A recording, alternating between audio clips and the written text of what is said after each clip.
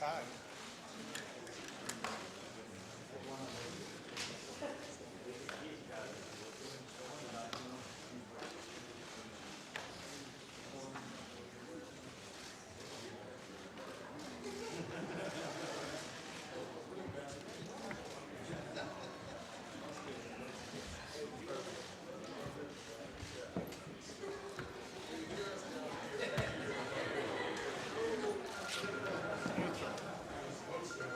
Answer. I'm shooting. I'm on.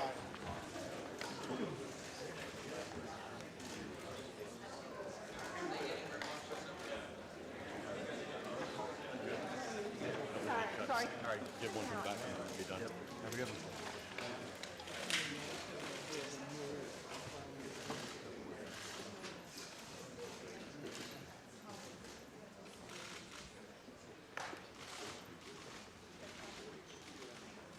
They got plenty.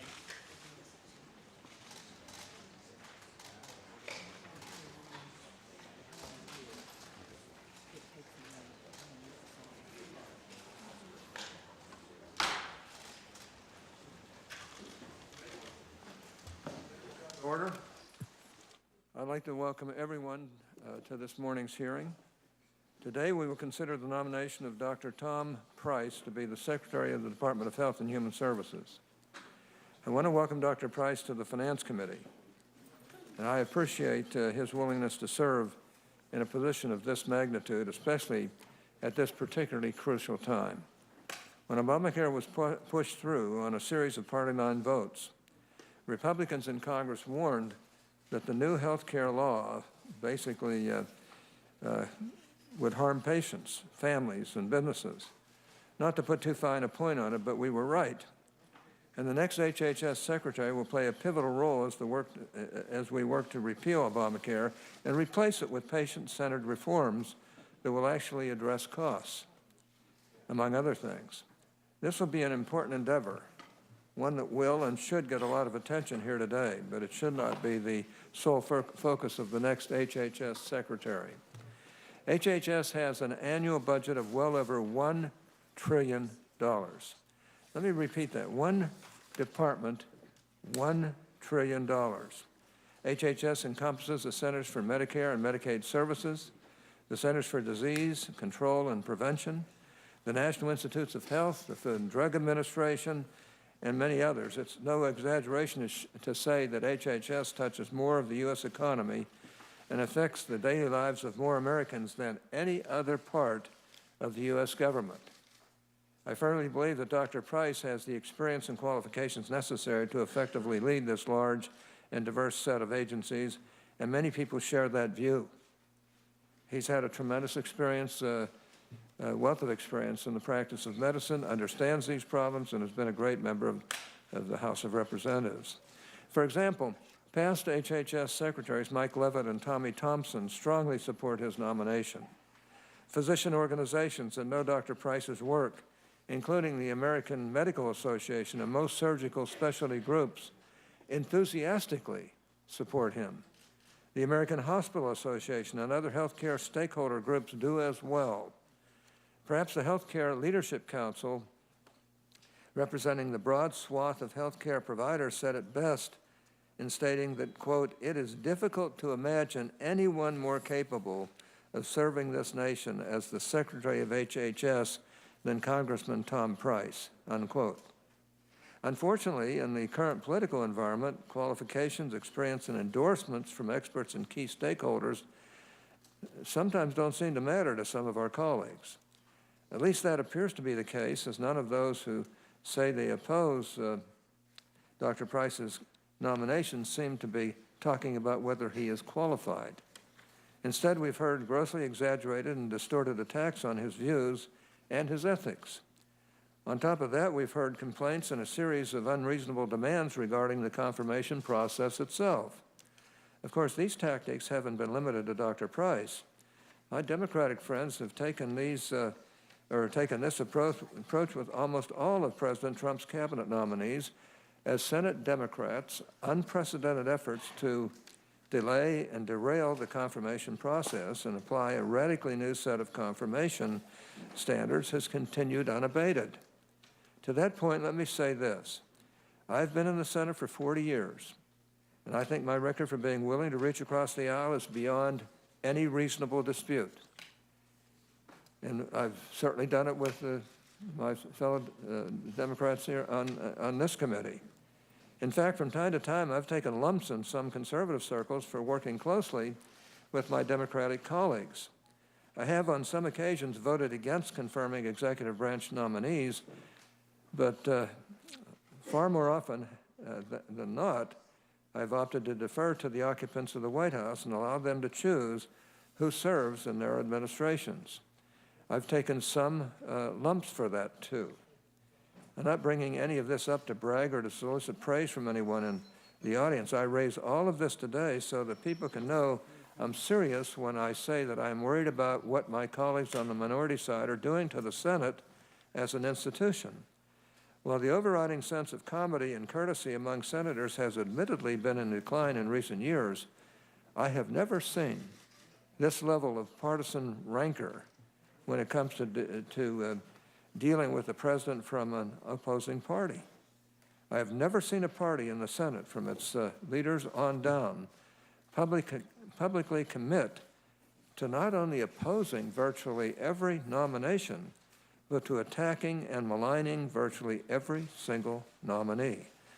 Now, let me be clear. I'm not suggesting that the Senate start rubber stamping nominees, nor am I suggesting that any member of the Senate should vote against their conscience or preferences simply out of respect for tradition or deference.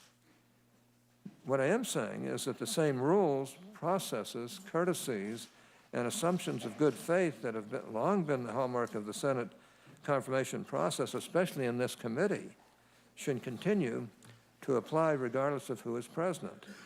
If what we're seeing now is the new normal for every time control of the White House changes hands, the Senate, quite frankly, will be a much lesser institution.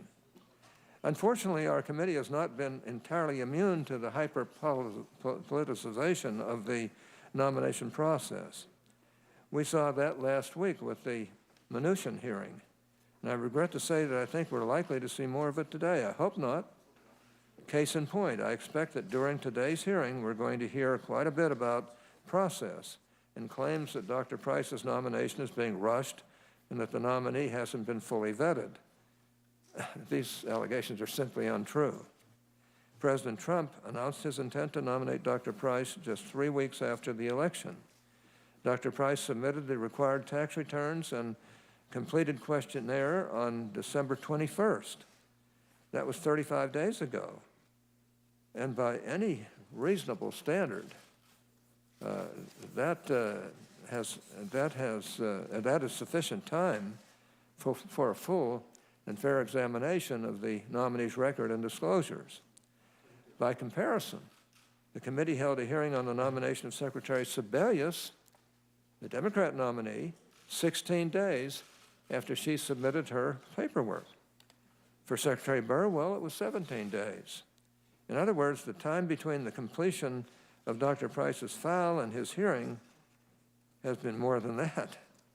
And more than that of the last two nominees, HHS secretaries combined. And by the way, both of those nominees received at least a few Republican votes on this committee and on the floor. Outside of extraordinary process demands, Dr. Price has faced a number of unfair attacks on both his record as a legislator and his finances. On the questions surrounding finances, I'll defer on any substantive discussion and first allow Dr. Price to defend himself from what are, by and large, specious and distorted attacks. For now, I'll just say that I hope that my colleagues don't invent new standards for finances, ethics, and disclosure that are different from those that have generally applied in the past. There is a saying involving both stones and glass houses that might be applicable as well.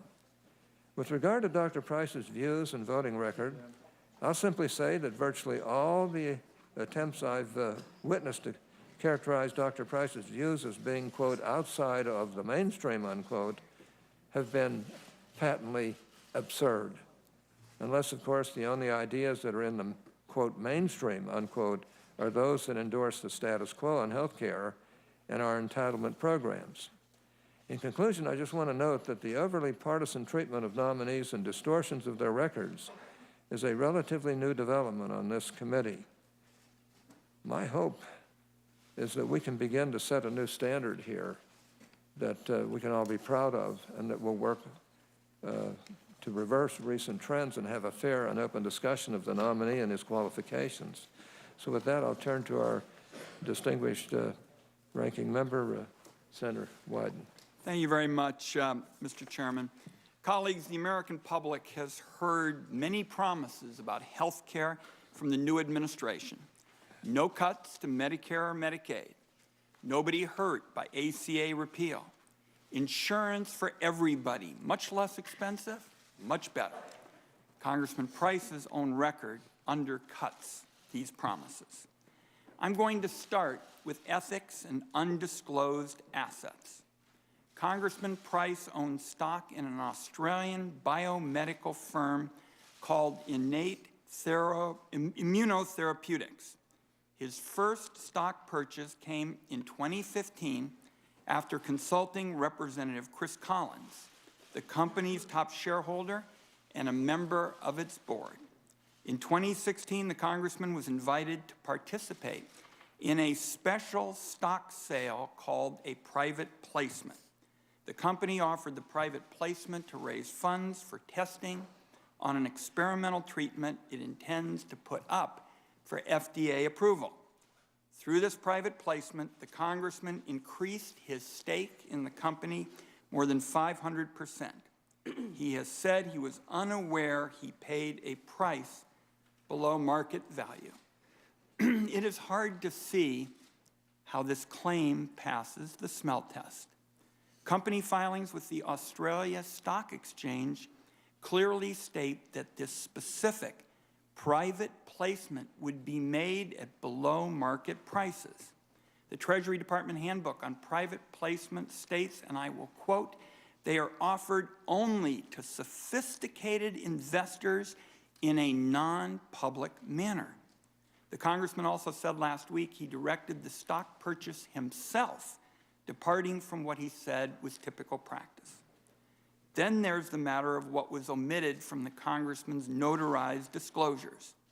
The congressman's stake in Innate is more than 5 times larger than the figure he reported to ethics officials when he became a nominee.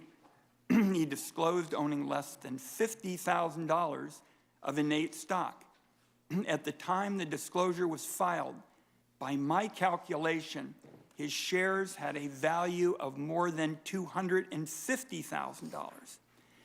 Today, his stake is valued at more than $500,000. Based on the math, it appears that the private placement was excluded entirely from the congressman's financial disclosure.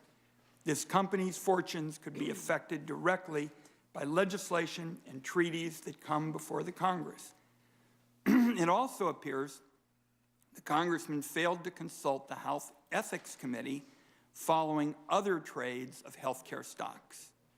That was required as they're directly related to 2 bills he introduced and promoted. Even if some of those trades were not made at his direction, he would have been made aware of them when he filed his periodic transaction reports with the House of Representatives. Set aside the legal issues, it is hard to see this as anything but a conflict of interest and an abuse of position. Another key question on the Finance Committee's biographical questionnaire is whether nominees have been investigated for ethics violations. The congressman's been the subject of 2 investigations stemming from fundraising practices. This, too, was not disclosed. The committee needs to look into these matters before moving the nomination forward. Now to policy. On the Affordable Care Act, specifically in the scheme known as repeal and run, the secret replacement plan is still hidden, but already the administration charges ahead with a broad executive order that endangers Americans' health. As the budget chairman, Congressman Price is the architect of repeal and run. If his repeal bill became law, 18 million Americans lose their health care in less than 2 years. In 1 decade, you'd go from 26 million uninsured to 59 million. Repeal and run raises premiums 50% in less than 2 years. Costs skyrocket from there. The market for individuals to buy health insurance collapses. No-cost contraceptive coverage for millions of women gone. By defunding Planned Parenthood, nearly 400,000 women would lose access to care almost immediately. Hundreds of thousands more would lose their opportunity to see the doctor they trust. The Price plan takes America back to the dark days when health care was for the healthy and the wealthy. His other proposals don't offer much hope that the damage will be undone. There's a big gap between the Trump pledge of insurance for everybody and great health care and the congressman's proposals. In another bill, the Empowering Patients First Act, the congressman brings back discrimination against people with pre-existing conditions such as pregnancy or heart disease. Insurers get the power to deny care and raise costs on those with pre-existing conditions if they didn't maintain coverage. In effect, the bill said insurance companies could take patients' money and skip out on paying for the care they need. The Price bill also gives insurers the okay to reinstate lifetime limits on coverage and charge women higher rates because they're women. It gutted the tax benefits that help working people afford high-quality coverage. It slashed minimum standards that protect patients by defining exactly what health plans have to cover. All this from a bill called Empowering Patients First. I've seen a lot of bills with ironic titles. This one, colleagues, takes the cake. Here's the constant. The congressman's proposals push new costs onto patients. Massive cuts to Medicare were proposed in the Price budget. Another example. In my view, the Congress has a duty to uphold the promise of Medicare. It's a promise of guaranteed benefits. The congressman advocated privatizing Medicare, cutting it almost $500 billion. After his nomination, he said he wanted to turn the program into one with vouchers with the first 6 to 8 months of the administration. He supports balanced billing, so seniors would have to cover extra charges beyond what Medicare pays when they go to the doctor. More extra costs for seniors on a tight budget. In addition, the congressman calls for block granting and capping Medicaid, which would shred a vital safety net for our most vulnerable. Medicaid insures 74 million people. More Americans rely on Medicaid to pay for nursing home care and home-based care than any other program. The program pays for nearly half of all births and covers millions of children. It's a critical source of mental health coverage and substance abuse treatment, vital at a time when our communities are battling the opioid epidemic. I'll close with just 2 additional points. If confirmed, the head of HHS, the Health and Human Services Department, is the captain of the Trump healthcare team. Now, the congressman says patients should be at the center of care. I agree with that. When I look, however, at the congressman's proposals, I don't see the patient at the center of health care. I see money and I see special interests at the center of health care. Now, finally, let me just make a point with respect to the process and the comments of my good friend, Chairman Hatch. Colleagues, the process here is exactly the same process, to a T, that this committee has used for 20 years, It is the process that applied, for example, to Tom Daschle. It applied to Ron Kirk. I will enter into the record a specific set of details about how this is the process that is exactly what was done on a bipartisan basis for 20 years, and I will make that a part of the record. Thank you, Mr. Chairman. Thank you, Senator. I'm pleased to hand over the introduction, my normal witness introduction duties today, to our colleague, the distinguished senator from Georgia, Senator Isaacson, who will introduce Dr. Price. And so, Senator Isaacson, please proceed. Okay. Well, thank you, Chairman Hatch and Vice Chairman Wyden and members of the committee, fellow members of the committee. I'm proud to have a seat right up there on this committee and enjoy being a part of it. I couldn't be prouder than to introduce Tom Price to you today. This is the second time I've had the case to introduce Tom in the last week.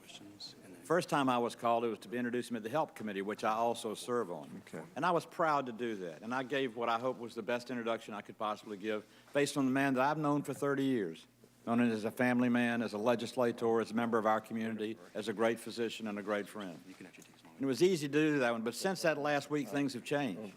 I feel like I've been asked to be a character witness in a felony trial in the sentencing phase of a conviction. The things that have been said the last week or so, just to me, need to be refuted, and so I'm going to take all the positive things and say them at the end, but try and begin by saying there are a few things out there that need a perspective all the way around. I'm very proud that Tom has filed his income tax returns. A couple of things that the ranking member mentioned came from those showings. Some of the things that came out in the memo last night about property taxes, those were de minimis items that came out, one late tax payment in Nashville, Tennessee, one late tax payment in Washington, D.C. Late, not unpaid, just late, and I've done that myself a couple of times. On innate immunotherapeutics, that was a disclosure that he made, and the valuation difference on a private placement is a normal thing. It's an eyes of the beholder placement in terms of what you assess it at, and this was merely an assessment as to what you disclosed in terms of its worth, not whether or not you disclosed it or not. Tom's a good man.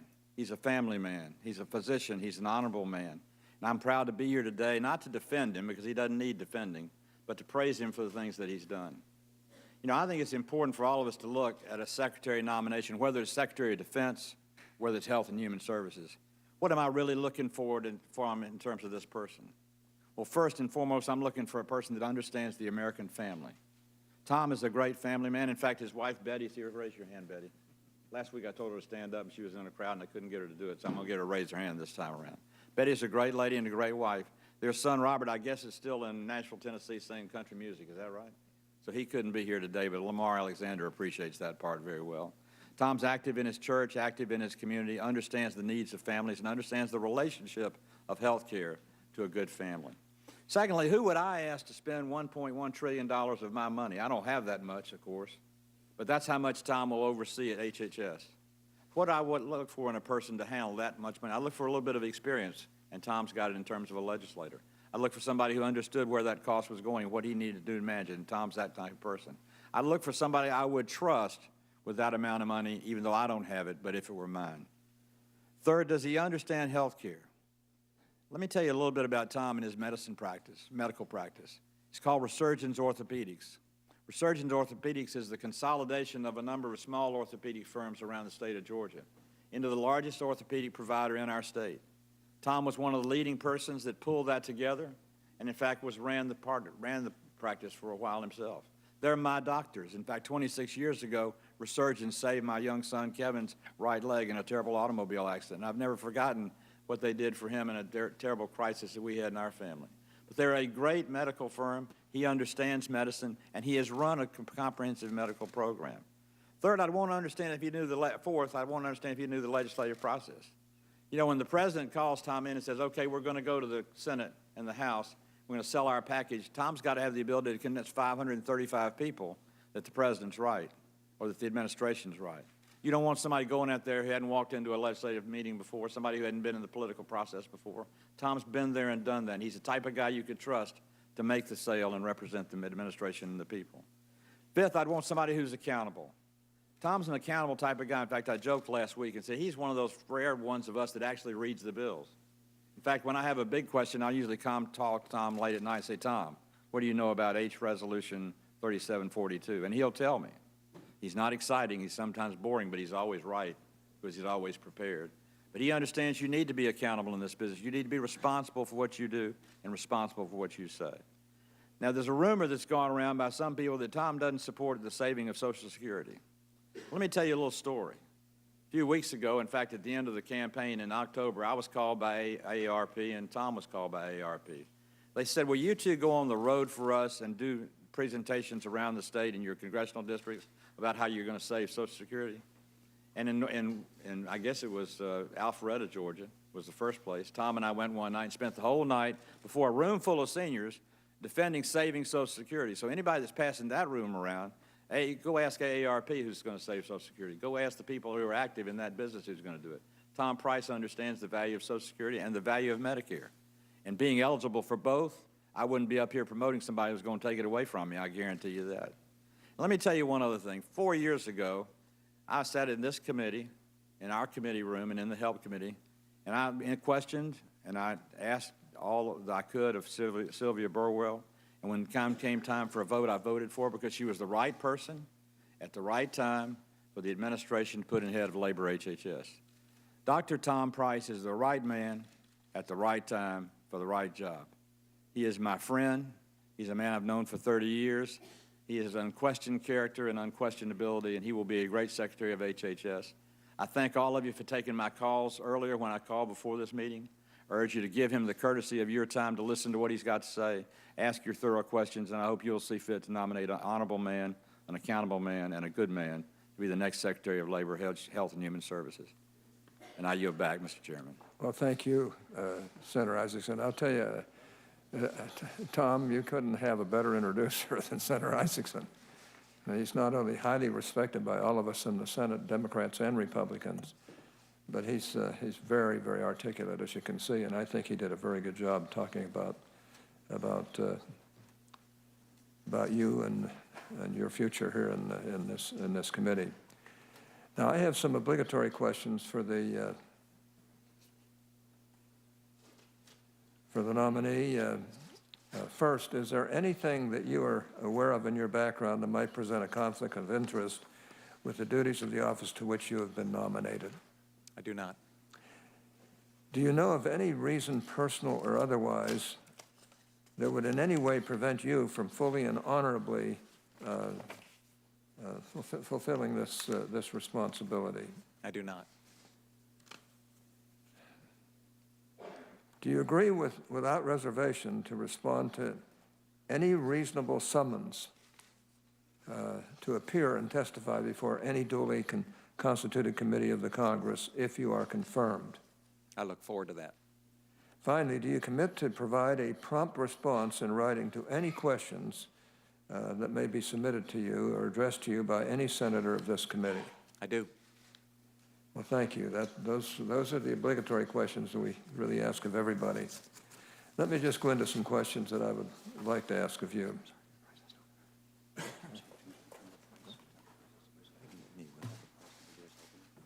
Okay. Before we go into the questions, I have a tendency to want to get going a little quicker than I should.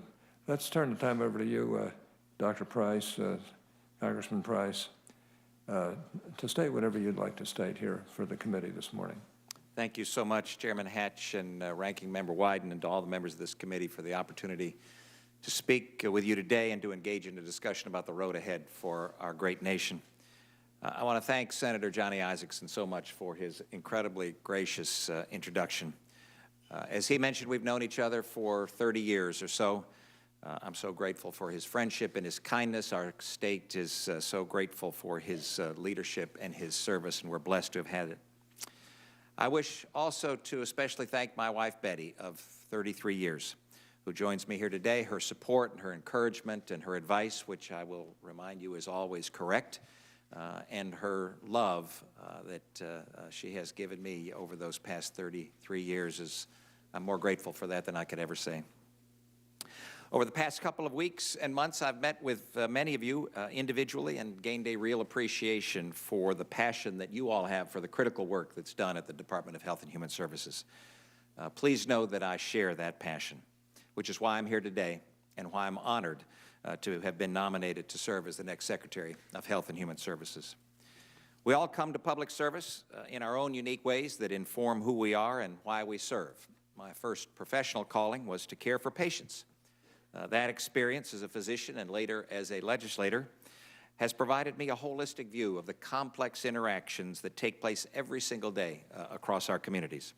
And today I hope to share with you how my experience has helped shape my understanding of and appreciation for the Department of Health and Human Services. From an early age, I had an interest in medicine. My earliest memories, though, were of growing up on a farm in Michigan, where I lived until I was 5 years old when our family moved to suburban Detroit. I spent most of my formative years being raised by a single mom. Some of my fondest memories as a child were those spent with my grandfather, who was a physician, and I would occasionally spend some weekends with him, and he would make rounds, which meant that we got in a car and went to people's homes and made house calls. And I'll never forget the warmth and the love with which he was greeted at every single door. Those impressions are seared in my memory. After graduating from medical school from the University of Michigan, I moved to Atlanta, which I've called home for nearly 40 years. It's where I met my wife, Betty. It's where we raised our son. I did my residency at Emory University and Grady Memorial Hospital, where I would later return in my career to serve as the medical director of the orthopedic clinic. Throughout my professional career, I cared for and treated patients from all walks of life, including many, many children. And anyone who has ever had the privilege of treating a child knows how fulfilling it is to look into the eyes of a mom or a dad and say how we helped heal their son or their daughter. My memories of Grady are filled with the gracious comments of parents and of patients for the team of healthcare specialists with whom I had the privilege of working. After 25 years of school and training, I started a solo orthopedic practice. Over the years, this practice grew, as Senator Isaacson mentioned, and eventually became one of the largest non-academic group practices of orthopedics in the country, for which I eventually served as chairman of the board. During 20 years as a practicing physician, I learned a good bit about not just treating patients, but about the broader healthcare system and where it intersects with government. A couple vivid memories stand out. One are the number of times where patients were remarkably angry about the individuals figuratively, not literally, but figuratively, standing between themselves and their physician in the clinic room, making it so that what the physician was recommending may or may not be possible, whether it was from insurance or regulators or government or the like. And then there was the day that I remember vividly that I realized that were more people in the office behind the door where we saw patients in the front clinic area trying to fight with insurance and regulators and government than there were in front of the door actually caring and treating patients. And it became clear to me that our healthcare system was losing focus on its number one priority, and that is the patient. As a result, I felt compelled to broaden my role in public service and help solve the issues harming the delivery of medicine, and so I ran for the Georgia State Senate. I found Georgia's State Senate to oftentimes be a remarkably bipartisan place where collegial relationships were the norm. This is the environment in which I learned to legislate, reaching across the aisle to get work done. In Congress, I've been fortunate to have been part of a collaboration that broke through party lines as well to solve problems. Just this past Congress, as you'll recall, it was a bipartisan effort that succeeded in ridding Medicare of a broken physician payment system, and which has now begun the creation of a system that, if implemented properly, will help ensure that seniors have access to higher quality care. If confirmed, my obligation will be to carry to the Department of Health and Human Services both an appreciation for the bipartisan, team-driven policymaking and what has been a lifetime of commitment to improving the health and well-being of the American people. The commitment extends to what I call the 6 principles of health care: affordability, accessibility, quality, responsiveness, innovation, and choices. But Health and Human Services is more than health care. There are real heroes at this department doing incredible work to keep our food safe, to develop drugs and treatment options driven by scientists conducting truly remarkable research.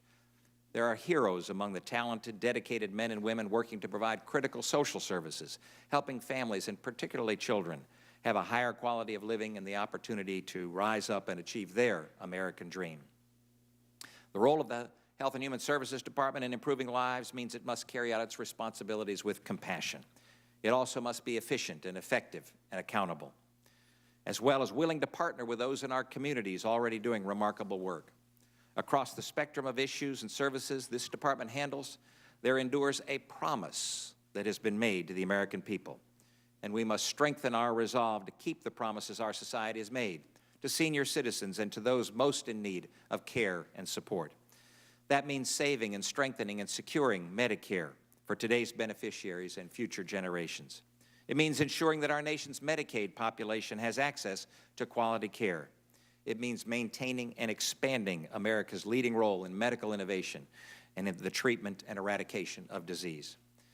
So I share your passion for these issues, having spent my life in service to them. And yet there's no doubt that we don't all share the same point of view when it comes to addressing each and every one of these issues.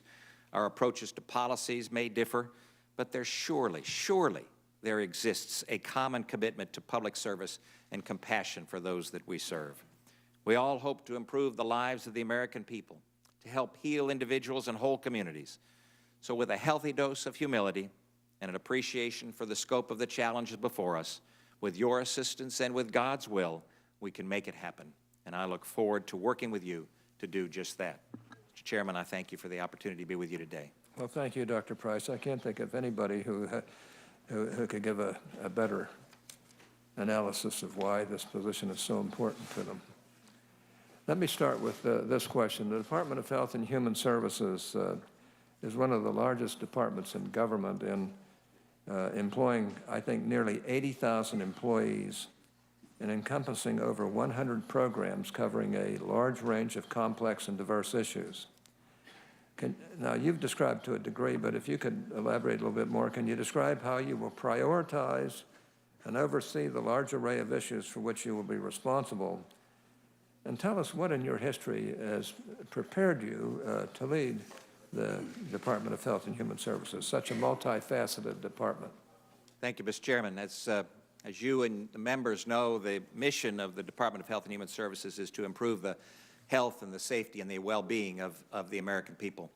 And in order to do that, I'm committed to that mission, but in order to do that, you've got to put together teams of individuals in each sector of health and human services. In my history, wherever I was, whether it was in my clinical practice or the state legislature or Congress or the work that I did in communities, was just to bring forward the greatest quality of talent that we could assemble. Second is to understand the scope and the issues, and clearly having the experience both in the clinical arena as well as in the legislative arena, understand the scope and the issues. And then finally, focusing on results. I think oftentimes it gets kind of muddy up here in Washington what we do. We name the programs, we make certain that the resources are there to be able to provide money for the programs to be run. But oftentimes I think we drop the ball on whether or not we're actually accomplishing the mission. Are we truly improving the health and the safety and the well-being of the American people? So one of the major goals that I have is to look at the metrics that we're looking at the department and making certain that we're accomplishing that mission and that goal. Well, thank you. The Centers for Medicare and Medicaid Innovation, CMMI, has begun numerous initiatives over the past few years, some of which have generated much controversy. Could you tell us your position on the work in CMMI and how it should or should not be continued in the future? Yeah, thank you, Mr. Chairman. The innovation is so incredibly important to health care and the vibrant quality of health care that we need to be able to provide to our citizens. Innovation, in fact, is what leads quality health care. It's what expands the ability of health care professionals to be able to treat patients. So I'm a strong supporter of innovation, and I think one of the roles that we as policymakers have is to incentivize innovation. The Center for Medicare and Medicaid Innovation is a vehicle that might do just that. I think, however, that CMMI has gotten off track a bit. I think that what it has done is defined areas where it is mandatorily dictating to physicians and other providers in this country in certain areas how they must practice. So whether it's a geographic area that includes 67 or 68 areas in our country that have to perform a certain procedure in a certain way and use a certain implant in a certain way because the government says they've got to mandatorily without exception, or whether it's 75% of the Part B Medicare drug demo, it's called a demonstration project, which dictates to physicians and other providers what drugs they must use in an inpatient setting. That, to me, is no longer a trial. That's no longer an experiment. That's no longer a pilot project to determine whether or not an innovative solution might work. That's changing the way that American medicine is practiced by folks making decisions here in Washington, as opposed to patients and families and doctors making those decisions. So, strong supporter of innovation, hope that we can move a CMMI in a direction that actually makes sense for patients. Well, thank you so much. Medicare has lost more than $130 billion, that's with a B, to improper payments over the past 3 years. The program has also been above the legal billing error rate threshold of 10% for the past 4 years. Given that Medicare trustees have issued grave concerns about looming Medicare insolvency if we stay at the current spending levels, will your administration actively champion our Medicare integrity program so that we can recover a much higher percentage of the billions of taxpayer dollars lost each year to billing mistakes, and ensure that Medicare will be in place for future American seniors? And also, as a former practicing physician who has experience with Medicare and Medicaid programs, do you have any insights into steps you think should be taken to address the multi-billion-dollar problem of waste, fraud, and abuse in these programs? Yeah, thanks, Mr. Chairman. That nobody supports care being billed for that isn't needed or hasn't been provided. And this is one of those areas that I think we need to be very, very focused. I'm certain that there are some bad actors out there. I think they're a minority, but there are some bad actors out there. And I'm certain that if we were to focus specifically on those bad actors in real time, which is what happens in every other industry in our country, that real-time information is available and acted upon, instead of trying to determine whether every single incident of care is necessary. If we were to focus on those individuals that were the bad actors specifically, then I think we could do a much better job of not just identifying the fraud that exists out there, but ending that fraud. Well, thank you. Senator Wyden, we'll turn to you now. Thank you, Mr. Chairman. Congressman, I'm going to start with the trading in health care stocks. Your position is that the trading was legal because, in your view, it complied with House rules. I think there are debatable legal questions, but there are other matters. Innate Immunotherapeutics is an obscure Australian company that develops a treatment for immune system disorders and plans to seek FDA approval. Innate's fortunes are affected by congressional action. Today, the total value of your shares exceeds $500,000. Yet on the Office of Government Ethics disclosure form you filed as a nominee, you significantly undervalued the stock. You failed to include the value of more than 400,000 shares you bought at a significant discount during a private stock sale made available to specially chosen investors around Labor Day. You also significantly underreported the value of this purchase to the committee. It's worth more than twice what you reported.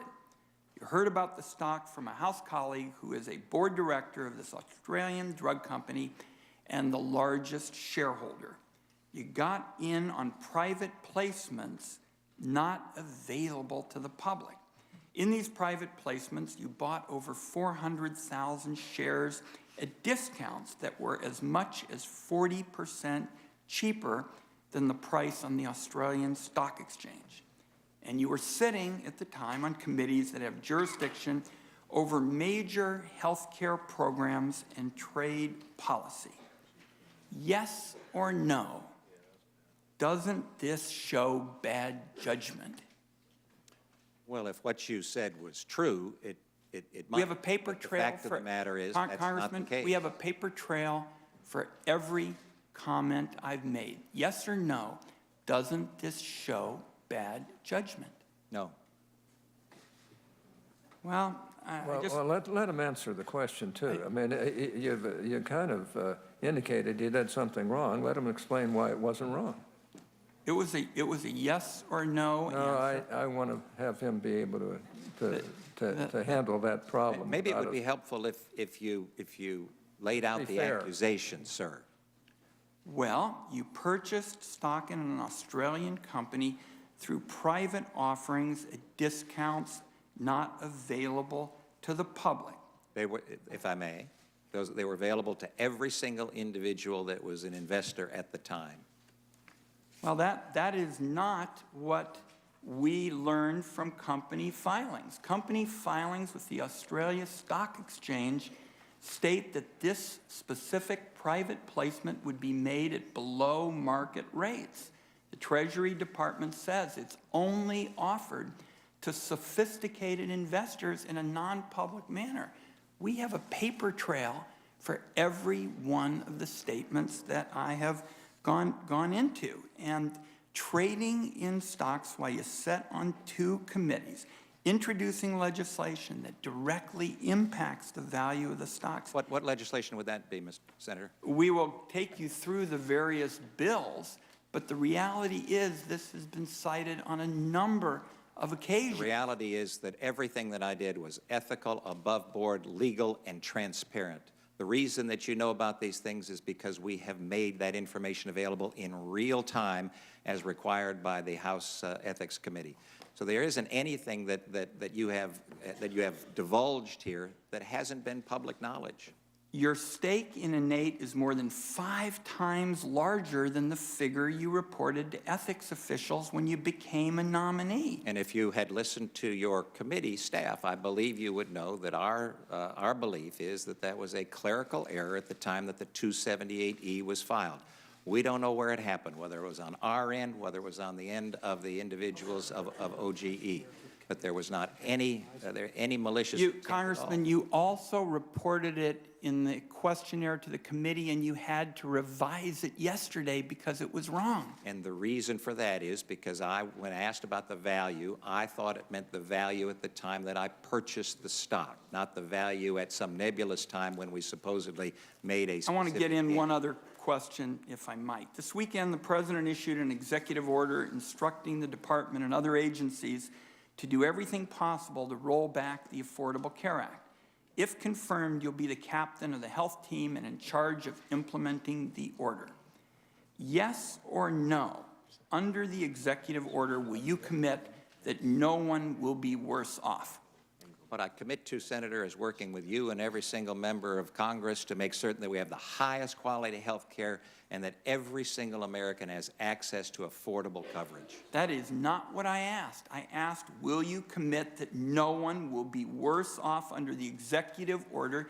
You ducked the question. Will you guarantee that no one will lose coverage under the executive order? I guarantee you that the individuals that lost coverage under the Affordable Care Act, we will commit to making certain that they don't lose coverage under whatever replacement plan comes forward. That's the commitment that I provide to you. The question, again, is will anyone lose coverage? And you answered to something I didn't ask. I'll wrap up this round by saying, will you commit to not implementing the order until the replacement plan is in place? As I mentioned, Senator, what I commit to you and what I commit to the American people is to keep patients at the center of health care. And what that means to me is making certain that every single American has access to affordable health coverage that will provide the highest quality health care that the world can provide. I'm going to close by way of saying that what the congressman is saying is that the order could go into effect before there's a replacement plan. And independent experts say that this is going to destroy the market on which millions of working families buy health coverage. And on the questions that I asked, will the congressman commit that nobody will be worse off, nobody will lose coverage? We didn't get an answer. Thank you, Mr. Chairman. Well, how can anybody commit to that? Let me just say, Dr. Price, you've been accused here of investing in securities that had a direct effect over in Congress, and you disclosed the wrong value of shares you owned in Innate Immunotherapeutics. Now, Dr. Price, let me just say this has a diversified portfolio with Morgan Stanley in a broker-directed account. Correct me if I'm wrong on any of this, Doctor. The portfolio includes both healthcare and non-healthcare stocks. His financial advisor designed the portfolio and directed all trades in the account. The advisors, and not Dr. Price, has the discretion to decide which securities to buy and sell. On March 17, 2016, in a periodic rebalancing of the portfolio, the financial advisor directed the purchase of 26 shares in Zimmer Biomet worth under $3,000.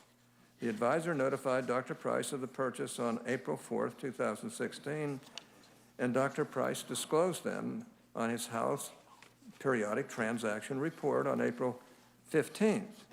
Now, Dr. Price began his legislative effort related to the Comprehensive Joint Replacement Demonstration Project in 2015. With one exception, all of Dr. Price's stocks are held in 3 broker-directed accounts. Neither he nor his wife direct or provide input regarding investments in these accounts. Innate immunotherapeutics is the one exception. Now, Dr. Price decided to invest in, I'll just call it IL, based on public information regarding his work on multiple sclerosis treatments as a disease. He has been intimately involved in treating for years. He directed the investments based on his own research into the company. He invested $10,000 in the company in January 2015 and reported the investments to Health Ethics in February of that year. He made an additional investment in September 2016 and also disclosed that investment. He has corrected his filing regarding the value of his shares. He's agreed to divest all shares in the company. I don't know.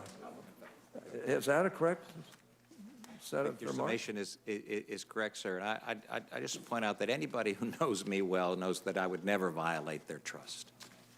And I know the environment that we're in here. You mentioned it in your opening statement, but I appreciate you correcting the record. Well, thank you. Let's see. Mr. Chairman, just an inquiry. You just consumed about 2 minutes beyond your opening statement. And in the interest of fair play, is it appropriate for someone to note that 2 minutes is also owed to Senator Wyden or somebody on our side? Well, you already did go over 2 minutes, so Okay. that's no problem. But as we go forward in this process, I would just ask you to keep that. Well, in mind. I'm not going to relinquish my role as chairman. No, I understand. To correct errors that are promulgated here, and but I've always been good about giving time that you need. So I'll try to do that. But Thank you. But I'm also not going to allow things that are not false, things that are false, to go forward without some sort of comment. All right. We just can't allow this to happen. Mr. Chairman, just a unanimous consent request. Yes. Bipartisan disclosure memo, I'd like to ask be made a part of the record because it will document what I've stated. Without objection. Senator Roberts.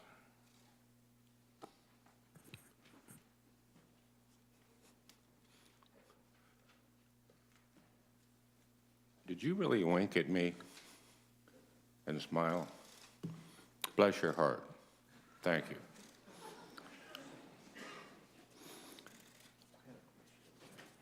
Good doctor. Thank you for coming. I think it's important to make clear right off the bat that even if Congress and the incoming administration were to do nothing, absolutely nothing, amending or repealing parts of the Affordable Care Act, the law is not working. Right. It's collapsing. The prices are unaffordable, markets nearly non-existent, few options to several states and counties. This year, 1 out of every 3 counties in this country only has 1 insurer offering coverage on the exchange. What tools do you have or will you have when you're confirmed, which could be utilized over the next couple of months to provide stability and improve the individual insurance markets, make them more appealing so that insurance carriers will want to come back and provide more coverage options as we transition away from the Affordable Health Care Act? Well, thank you, Senator. I think it's incredibly important for us to admit here what the American people know, and that is that this law isn't working. Certainly isn't working for folks in the individual and small group market. You got premiums that are up significantly. They were supposed to go down by $2,500. Now they're up more than $2,500 on average. You've got deductibles that have escalated to $6,000 to $12,000. You've got, as you mentioned, states where there's only one provider, insurance provider carrier. You've got 1/3 of the counties in this country where there's only one insurance carrier. This is maybe working for government, maybe working for insurance companies, but it's not working for patients. And so what we need to do is an effort to try to reconstitute the individual and small group market. And that begins, I believe, by providing stability in our conversation and in our tone. And one of the goals that I have is to lower the temperature in this debate, is to say to those providing the insurance products across this country, we understand, we hear the challenges that you have. They're already exiting the market. What we need to do is to say, there's help on the way to allow us to reconstitute the individual and small group market that allows for folks to gain the kind of coverage that they want for themselves and for their family, not that the government forces them to buy, that allows them to purchase coverage at a reasonable amount, that makes it so that they don't have deductibles that are out of the through the roof, where they don't have the ability to pay the premiums and the deductible as well. So there's so many things that we ought to be focusing on to make certain, again, that the American people have access to the highest quality care that's affordable for them. Doctor, I have 84 critical access hospitals in my state. It's all part of the rural health care delivery system, which is under great stress. As we have seen when I visit with hospital administrators all throughout Kansas, there was a time I knew every one of them, but they're scratching their heads over regulations coming out of HHS, CMS. It used to be HEW and HCFA, and the story goes on, and all the other agencies that you will oversee when you are confirmed. I mentioned the Meaningful Use Program for electronic health care records. Doctors used to spend, what, 10 to 15 minutes with patients. It's now down to about 2 or 3, and then they have to report immediately on what was going on. The 96-hour rule for critical access hospitals, numerous other documentation requirements. Seems to me there's a lack of understanding of our provider shortages in our rural areas. We're just hanging on by a thread, and how these one-size regulations from Washington simply do not translate to rural Kansas or any other rural area with sparse population. My question is, how will you work to ensure an effective but smarter, less burdensome rulemaking process? Well, this is really critical, Senator, because as you mentioned in the rural areas, Georgia is the largest state geographically east of the Mississippi, and we've got a large rural population, and critical access hospitals are so important to communities around our state and truly around this nation. But the regulatory scheme that's been put in place is choking the individuals that are actually trying to provide the care, so much so that you've got physicians and other providers who are leaving the practice, who are leaving the care of caring for patients, not because they've forgotten how to do it or they've grown tired of it, but because the onerous nature of the regulatory scheme coming out of Washington, D.C. The Meaningful Use project that you mentioned makes it that much more difficult. We've turned physicians into data entry clerks, and all. You just have to ask them what they're doing. And if you talk to patients, what they recognize is that when they go in to see their doctor, they see the top of his or her head as they're punching the information, the data into a computer, as opposed to that sharing of information that's so vital and necessary between the physician and the patient for quality health care. So, one, a recognition of the problem is incredibly important, a recognition of the importance of rural health care in our nation and how it needs to be bolstered up, and then looking at the consequences of what we do as a government. As I mentioned earlier, oftentimes I don't think we look at the consequences. We pass the rule, we pass the regulation, we institute it, we think it's the greatest thing since sliced bread, but in fact what it's doing is harming the very individuals that are trying to provide the care. You don't get that information unless you ask. I appreciate that. My time is up. Thank you, Mr. Chairman. Thank you, Mr. Chairman. Congressman, I enjoyed our visit yesterday. We had a discussion when you were kind enough to come visit me about the fact that I have in the state of Florida 4 million plus seniors on Medicare. And they are petrified of the idea of privatized Medicare. And I talked to you about this, and you talked about the premium support system that you're advocating, and you pointed to a study that was done by CBO You mentioned that you would send me a copy, and we haven't gotten it. So what I did, I went and got the copy myself, and it is September of 2013. And what it concludes is opposite of what you said with regard to high-cost states like Florida. Medicare is going to be spending 4% lower under the proposal that you were talking about in this CBO report, lower than current law, and beneficiary cost will decrease by 6% on the average, which is what you said yesterday.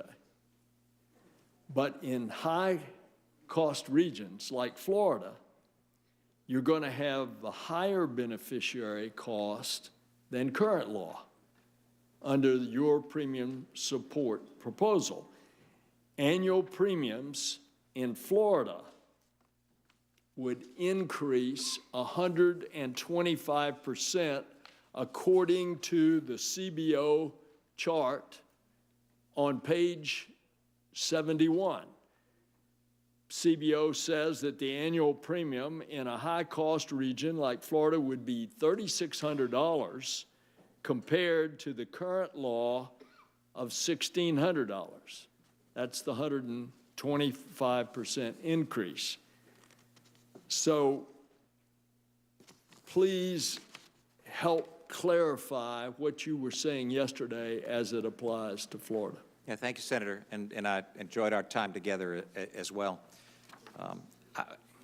When we talk about Medicare, it's important for everybody to appreciate, as I know that you and your colleagues do, that the Medicare trustees, not Republicans or Democrats, the Medicare trustees have told all of us that Medicare in a very short period of time, less than 10 years, is going to be out of the kind of resources that will allow us as a society to keep the promise to beneficiaries in the Medicare program. What that means, it's important to appreciate what that means. It means that we will not be able to provide the services to Medicare patients at that time, which is very, very close, if nothing is done. So my goal is to work with each and every one of you to make certain that we save and strengthen and secure Medicare. I think it's irresponsible of us as policymakers to allow a program to continue knowing that in a few short years, it's not going to be able to cover the services that we're providing. So that's the first point, and that is that current Medicare program, if nothing is done, as some have described it, goes broke. Second point is that my role, if I'm able to be, if I'm confirmed and have the privilege of serving as the Secretary of Health and Human Services, my role will be one of carrying out the law that you all in Congress pass. It's not the role of a legislator, which I had when I was working to try to formulate ideas to hopefully generate discussion and get to a solution. Let me be so rude as to stop because I'm running out of time. Remember that Donald Trump in the campaign said that he was not going to cut Medicare spending. And I would also point to you, in a legislative solution, one of the greatest examples on Medicare is 1983, when we were just about to go bust, and it took two old Irishmen, Reagan and O'Neill, to agree to come to an agreement that made Medicare, in this case it was not Medicare, it was Social Security, actuarially sound for the next half century. Let me ask you, Representative Price, you had made a statement that it was a terrible idea of people who had pre-existing conditions that they would have the protection of insurance against those pre-existing conditions. And what I'd like to ask you is, can you please, in light of President Trump expressing his desire to retain this basic protection, do you think his proposal to continue the ban on discriminating against people with pre-existing conditions is a terrible idea? No, I'm not certain where you're getting that quote from. What I have It came always... from Politico, Talking Points memo, May the 1st, 2012. Oh, well, now there's a reliable source. What I've always said, Senator, is that nobody, So nobody... you didn't say it's a terrible idea? I don't believe I ever made that statement. What I've always said about pre-existing conditions is that nobody, in a system that pays attention to patients, nobody ought to be priced out of the market for having a bad diagnosis. Nobody. That's a system, again, that may work for insurance companies, may work for government, but it doesn't work for patients. So I believe firmly that what we need is a system that recognizes that pre-existing conditions do indeed exist, and that we need to accommodate it and make certain that nobody loses their insurance or is unable to gain insurance because of a pre-existing condition. Mr. Chairman, as I close, I would like to insert in the record the September 2013 Congressional Budget Office analysis of premium support system for Medicare. And I would invite you, Congressman, to please respond with the CBO report that you said yesterday that supports your position, because this one does not. Look forward to that. Thank you, sir. Well, thank you, Mr. Senator Menendez. Thank you, Mr. Chairman. Congratulations, Congressman Price. Let me ask you a series of questions. Given your medical training and time spent as a practicing physician, I have a couple of simple yes or no questions to start off with. In your medical opinion, does HIV cause AIDS? I think that the scientific evidence is clear that HIV and AIDS are clinically directed. In your medical opinion, have immigrants led to outbreaks of leprosy in the United States? I don't know what you're referring to, but I suspect that there are instances where individuals have an infectious disease and they come to the United States, and that I'm not asking about an infectious disease. I'm asking specifically about immigrants in the United States causing leprosy in the United States, in your medical opinion and scientific background. Again, I don't know what the incident to which you refer. Are you referring to a specific incident? There are statements that have been made in the public domain that immigrants have led to outbreaks of leprosy in the United States. As the person who's going to be designated as the Director of Health and Human Services, that is not only the national but the world's health epicenter, I want to know, in your medical opinion, is there such a causation? Anytime you get two individuals together in any relationship whatsoever, whether it's an immigrant or a visitor, and one individual has an infectious disease, then it is possible that that individual transmits that infectious disease. Including leprosy. Whether it's the flu including or cold, leprosy. Including leprosy. In any infectious disease whatsoever. In your medical opinions, do abortions cause breast cancer? I think the science is relatively clear that that's not the case. Mm-hmm. In your medical opinion, do vaccines cause autism? Again, I think the science in that instance is that it does not, but there are individuals across our country. I'm not asking about individuals, I'm talking about science, because you're going to head a department in which science, not alternate universes of people's views, is going to be central to $1 trillion budget and the health of the nation. Can you commit to this committee and the American people today that should you be confirmed, you will swiftly and unequivocally debunk false claims to protect the public health? What I'll commit to doing is doing the due diligence that the department is known for and must do to make certain that the factual information is conveyed to and that factual information will be dictated by science, I would hope. Without a doubt. Okay. So let me ask you about Medicaid specifically. And let me just say I'm a little taken back about your answer on the question of immigrants and leprosy. I think the science is pretty well dictated in that regard, too. Let me ask you this. One of the most beneficial components of the Affordable Care Act was the expansion of the Medicaid program that resulted in 11 million people nationwide and over 500,000 in New Jersey gaining coverage, many for the first time. It's one of the biggest programs on the Republican chopping block, with proposals to not only repeal the Affordable Care's Medicaid expansion, but going further and gutting billions in federal funding to the states. There's no doubt that this would result in catastrophic loss of coverage for tens of millions of low-income families and lead to tens of billions in losses to safety net and other health care providers. Do you recognize Medicaid to be a valuable program and consider the coverage it provides to 74 million Americans to be comprehensive? Medicaid is a vital program for health care for many individuals in this country, but one that has significant challenges. There's 1 out of every 3 physicians who should be seeing Medicaid patients who are not taking any Medicaid patients. There's a reason for that. If we're honest with ourselves, we would be asking the question, why? Well, if that's the case, that 1 in 3 don't treat Medicaid, you have to ask yourself, is that because Medicaid reimbursements are so low? And since provider reimbursements are set at a state level, won't cutting federal funding and hitting states with higher costs only lead to lower provider rates? And how many doctors would actually treat former Medicaid beneficiaries when they no longer have any coverage or ability to pay? So even if there's only 1 of 3, there's still 2 of 3 that are providing the services. Imagine if you don't have coverage, which goes to my next question. You have advocated to, in essence, block grant Medicaid. Now, the essence of Medicaid is an entitlement, which under the law means if I meet these criteria, I have the right to have that coverage under the law.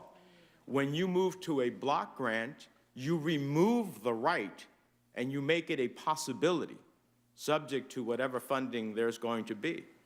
Do you recognize that in doing so, you risk the potential of millions of Americans who presently enjoy health care coverage through Medicaid no longer having that right? I think that it's important to appreciate that no system that the President has supported or that I have supported would leave anybody without the opportunity to gain coverage. Nobody. Well, that's not my question, so let me reiterate my question. Medicaid, under the law as it exists today, is a right. Is that not the case, yes or no? It's an entitlement program. And as an entitlement, doesn't that mean you have the right if you meet the criteria that you are entitled to the services of that program? One is eligible, that's correct. One is eligible, meaning you have a right. When you move to a block grant, do you still have the right?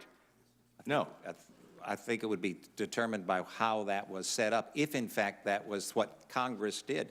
Again, the role of the Department of Health and Human Services is to administer the laws that you pass. Yeah, but I would just simply say to you, I know in our private conversation, I appreciate you coming by to visit me, you suggested that your role is that of an administrator of a large department. Well, that's not even what the Vice President said when you were nominated.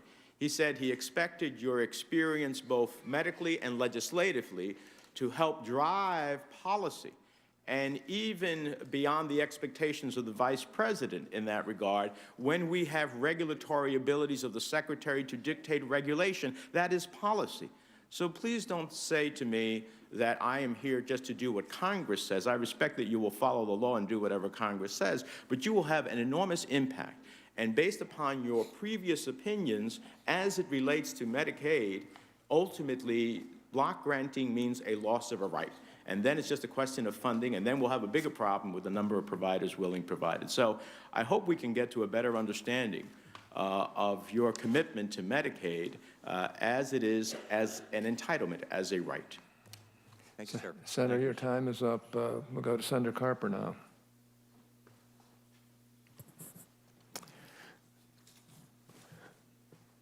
Congressman Price, welcome to you and to your wife. There's a verse of Scripture you mentioned earlier that you're active in your church. There's a verse of Scripture in the New Testament in Matthew 25, which speaks to the least of these. When I was hungry, did you feed me? When I was naked, did you clothe me? When I was thirsty, did you give me to drink? When I was sick and in prison, did you visit me? When I was a stranger in your land, did you take me in? It says nothing about when my only access to health care coverage was going into the emergency room of a hospital. Did you do anything about it? What we've sought to do with the ACA is to do something about it. And we didn't, in this room, invent the Affordable Care Act. The genesis of the Affordable Care Act goes back to 1993 when Hillary Clinton, First Lady, was working on what was called Hillary Care. And a group of senators led by Senator John Chafee, a Republican from Rhode Island, developed legislation co-sponsored by, I think, 23 senators, including, as I recall, Senator Orrin Hatch and Senator Grassley. And what he did in his legislation, what he proposed in his legislation, was to use really 5 major concepts. One, to create large purchasing pools for folks who otherwise may not have access to health care coverage. He called them exchanges or marketplaces. He also proposed that there be a sliding scale tax credit to buy down the cost of people getting coverage in those exchanges within the different states. Third thing he proposed was the notion that there should be an individual mandate. They wanted to make sure people got covered, and they realized if they didn't mandate coverage, if people getting coverage, then you would end up with insurance pools that health insurance companies could not began to cover. It just would not be unworkable. He proposed as well employer mandates, and he proposed as well the notion that people shouldn't lose their coverage because of pre-existing conditions. Those are not Democrat ideas. Those were proposed by Republican leadership, actually, in the Congress at the time. And when Governor Romney developed his own plan in Massachusetts, I don't know, a decade or so later, he borrowed liberally from those ideas. When they instituted it, as you may recall, they instituted what others call Romney Care. They found they were doing a pretty good job on covering people, but not such a good job on affordability. And what took place over time is they found out they had insurance pools where a lot of the people were not young, they were not very healthy, and they were older, and they needed more health care. And as a result, the insurance companies, in order to be able to stay in business, had to raise the premiums. I don't know if any of this sounds familiar to you, but it sure sounds familiar to what we've seen in the last 6 years or so with the Affordable Care Act. To the ideas of Senator Chafee and the ideas of Governor Romney, we have added some things. We have we've encouraged states to increase the number of people they cover under Medicaid by raising to about 135% the poverty level under which people can receive health care. We've encouraged to focus on prevention and wellness, not just treating people when they're sick, but also trying to make sure that people stay healthy in the first place. We provide funding for contraception. We provide funding for programs that are inclined or intended to reduce obesity. We have programs that are intended to reduce smoking, use of tobacco. This is not a yes or no question. What was wrong with that approach? What is wrong with that approach? And the last thing I'll say is this before you answer. The health insurance companies found it difficult to stay in business in the state group exchanges across the country. One of the reasons why they were unable to is because, I think, really we learned this from Massachusetts, we didn't raise the finer, if you will. We didn't have the incentive high enough to get young, healthy people like my sons into the exchanges across the country. S&P, I'm told, has just put out about a month ago an update looking at the financial health of the health insurance companies in this country as they have tried to figure out how to price this product. And it seems like, according to S&P, believe it or not, they seem to have sort of figured out because the financial health of the health insurance companies has begun to stabilize. Your reaction to this, please. Well, as I mentioned either in my opening or in response to a question, the principles of healthcare that all of us hold dear, affordability and accessibility and quality and choices for patients, I think are the things that we all embrace.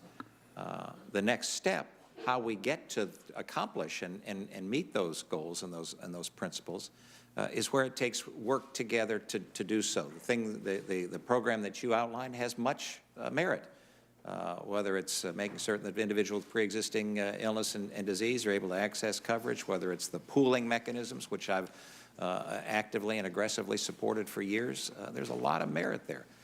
So again, what I'm hopeful that we're able to do is to, in a collegial, bipartisan way, work together to solve the remarkable challenges that we have. One of my physician colleagues used to tell me that he never operated on a Democrat patient or a Republican patient. He operated on a patient. And that's the way that I view this system. It's not a Republican system. It's not a Democrat system. It's a system that hopefully we're focusing on the patients to, again, make certain that they have the access to the highest quality care possible. Thank you for that. Let me just conclude, Mr. Chairman, by saying I'll use an analogy. If there's a large building and there are people in the large building and there was a fire in the large building, but for some reason they could not use the stairways or they could not use the elevators. And they looked out the windows and there's firefighters down in the street saying, go ahead and jump, we'll save you. But they don't have any safety nets. And my fear is if we repeal what I've described, the system that I've described, we put in place the Affordable Care Act, largely founded on Republican ideas, which I think are good ideas, and we don't have something at least as good in place to catch those people as they fall from the building, we will have done a disservice to them and to our country. Thank you. Thank you. Thanks, Senator. Your time is up. Senator Burr. Thank you, Mr. Chairman, and a quick reminder that the Affordable Care Act was not passed with one Republican vote in the House or the Senate. So, Dr. Price, a couple of questions just to cut to the chase. Are all of your assets currently disclosed publicly? They are now, and they always have been. Okay. Are you covered by the Stock Act legislation passed by Congress that requires you and every other member to publicly disclose all sales and purchases of assets within 30 days? Yes, sir. Now, you've been accused of not providing the committee of information related to your tax and financial records that were required of you. Are there any records you have been asked to provide that you have refused to provide? None whatsoever. So all of your records are in? Absolutely. Now, I got to ask you, does it trouble you at all that you're, as a nominee to serve in this administration, that some want to hold you to a different standard than you as a member of Congress? And I might say the same standard that they currently buy and sell and trade assets on. Does it burn you that they want to hold you to a different standard now that you're a nominee than they are as a member? Well, we know what's going on here. Well, we do. I mean, We do. and I understand. And as my wife tells me, I volunteered for this, so. So let's go to substance. You and I have a lot in common. We both spoke out in opposition to Obamacare early. We predicted massive premium increases. When the president promised, if you like your doctors, you can keep them. If you like your plan, you can keep it. We both said these promises would be broken, and in fact, they were. Over the last 7 years, you and I, Senator Hatch, Congressman Upton, and others, have actually written our own health care plans because we were, I think, brave enough to say that if you're going to be critical of something, then put your ideas on the table. In your opinion, was it clear to the American people that repeal of Obamacare was a promise that Donald Trump made before he was elected president? Well, I have no doubt that it played a very prominent role in this past election and that the president is committed to fulfilling that promise. And as the nominee and hopefully, and I think you will be, the Secretary of HHS, what are the main goals of an Obamacare replacement plan? Main goals, as I mentioned, are outlined in those principles. It is imperative that we have a system that's accessible for every single American, that's affordable for every single American, that incentivizes and provides the highest quality health care that the world knows, and provides choices to patients so that they're the ones selecting who's treating them, when, where, and the like. So it's complicated to do, but it's pretty simple stuff. I want to thank you for not only testifying here, but testifying in front of the Help Committee where Johnny and I both had you over there. You're brave to go through this, but the country will be much better off with your guidance and your knowledge in this slot. Mr. Chairman, I yield back. Thank you, sir. Well, thank you. Senator Cardin. Thank you, Mr. Chairman. Dr. Price, again, thank you for your willingness to serve in this, and we also thank your family for being willing to put up with your voluntary choices. I want to talk about a few issues in the time that I have. One, yesterday, the President, by executive order, reinstituted the global gag rule, but he also did it in a way that is more comprehensive than the previous. The new policy would prohibit any federal aid to foreign organizations that provide or promote abortion. In the past, the policy only applied to organizations that got family planning funding. Now it will apply to organizations that get global health money, potentially including maternal health programs, anti-Zika efforts, and expansion of PEPFAR to stop HIV/AIDS. My question to you is this.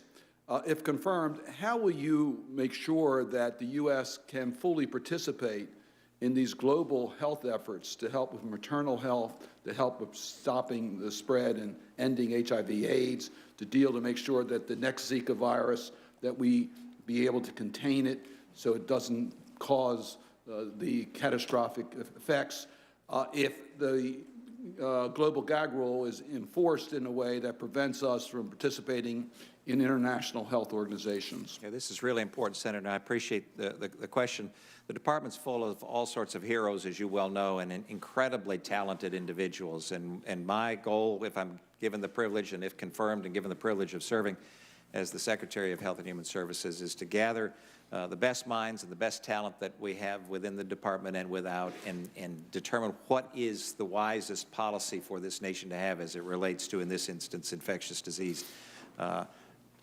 Germs know no geographic boundaries, and we do incredible work. The work that the CDC does, and the work that's done by others in our nation, to try to prevent, work to prevent infectious disease, work to detect the spread of infectious disease, and then provide a logical and methodical and aggressive response to the outbreak of any infectious disease is absolutely vital to protect the American people, and we're committed to doing so. And I agree with that. I just hope that you will look at perhaps unintended consequences from these executive orders that could compromise our ability to be as effective as we need to, using all tools at our disposal.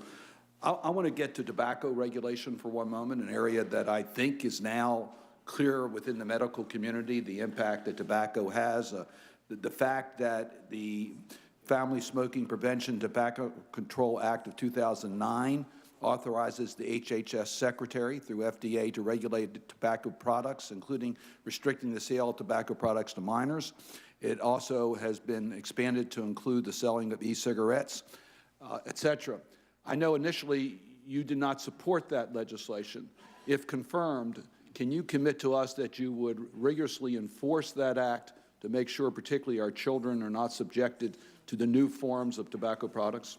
Yeah, if I'm confirmed, the responsibility that we will have is to enforce the law of the land, and we'll do so. What also requires the keeping up with new technologies that are being used by the industry that may require modifications, as we see with e-cigarettes. Are you prepared to not only enforce the law, but to enforce our intent to make sure our children are protected? Yeah, I look forward to working with you, Senator, on just that. I was listening to some of the exchanges as it relates to the Affordable Care Act, and we'll continue to debate the merits of the Affordable Care Act. I'm a strong supporter of it. I think the millions of people who have coverage that didn't have it before, the quality and coverage that Americans now have that didn't have before, and a rate of growth of our health care premiums are far lower than it would have been but for the act. We'll debate that later. The question is, what's coming along? We've heard you say several times the principles that the President has articulated as to what would be in place of the Affordable Care Act. I would like just to drill down a little bit, if I could, on essential health benefits. We've talked about preventive care now being available. We know that we have now mental health and addiction services that are available. We also know we have oral health, pediatric dental that's now available, which is particularly important in my state because of the tragic loss of the DeMonte driver in 2007. Can you assure us that as you look at what will be the health care system moving forward, that you're prepared to make sure that Americans have quality insurance coverage to deal with issues such as preventive care, mental health services, addiction services, and pediatric dental?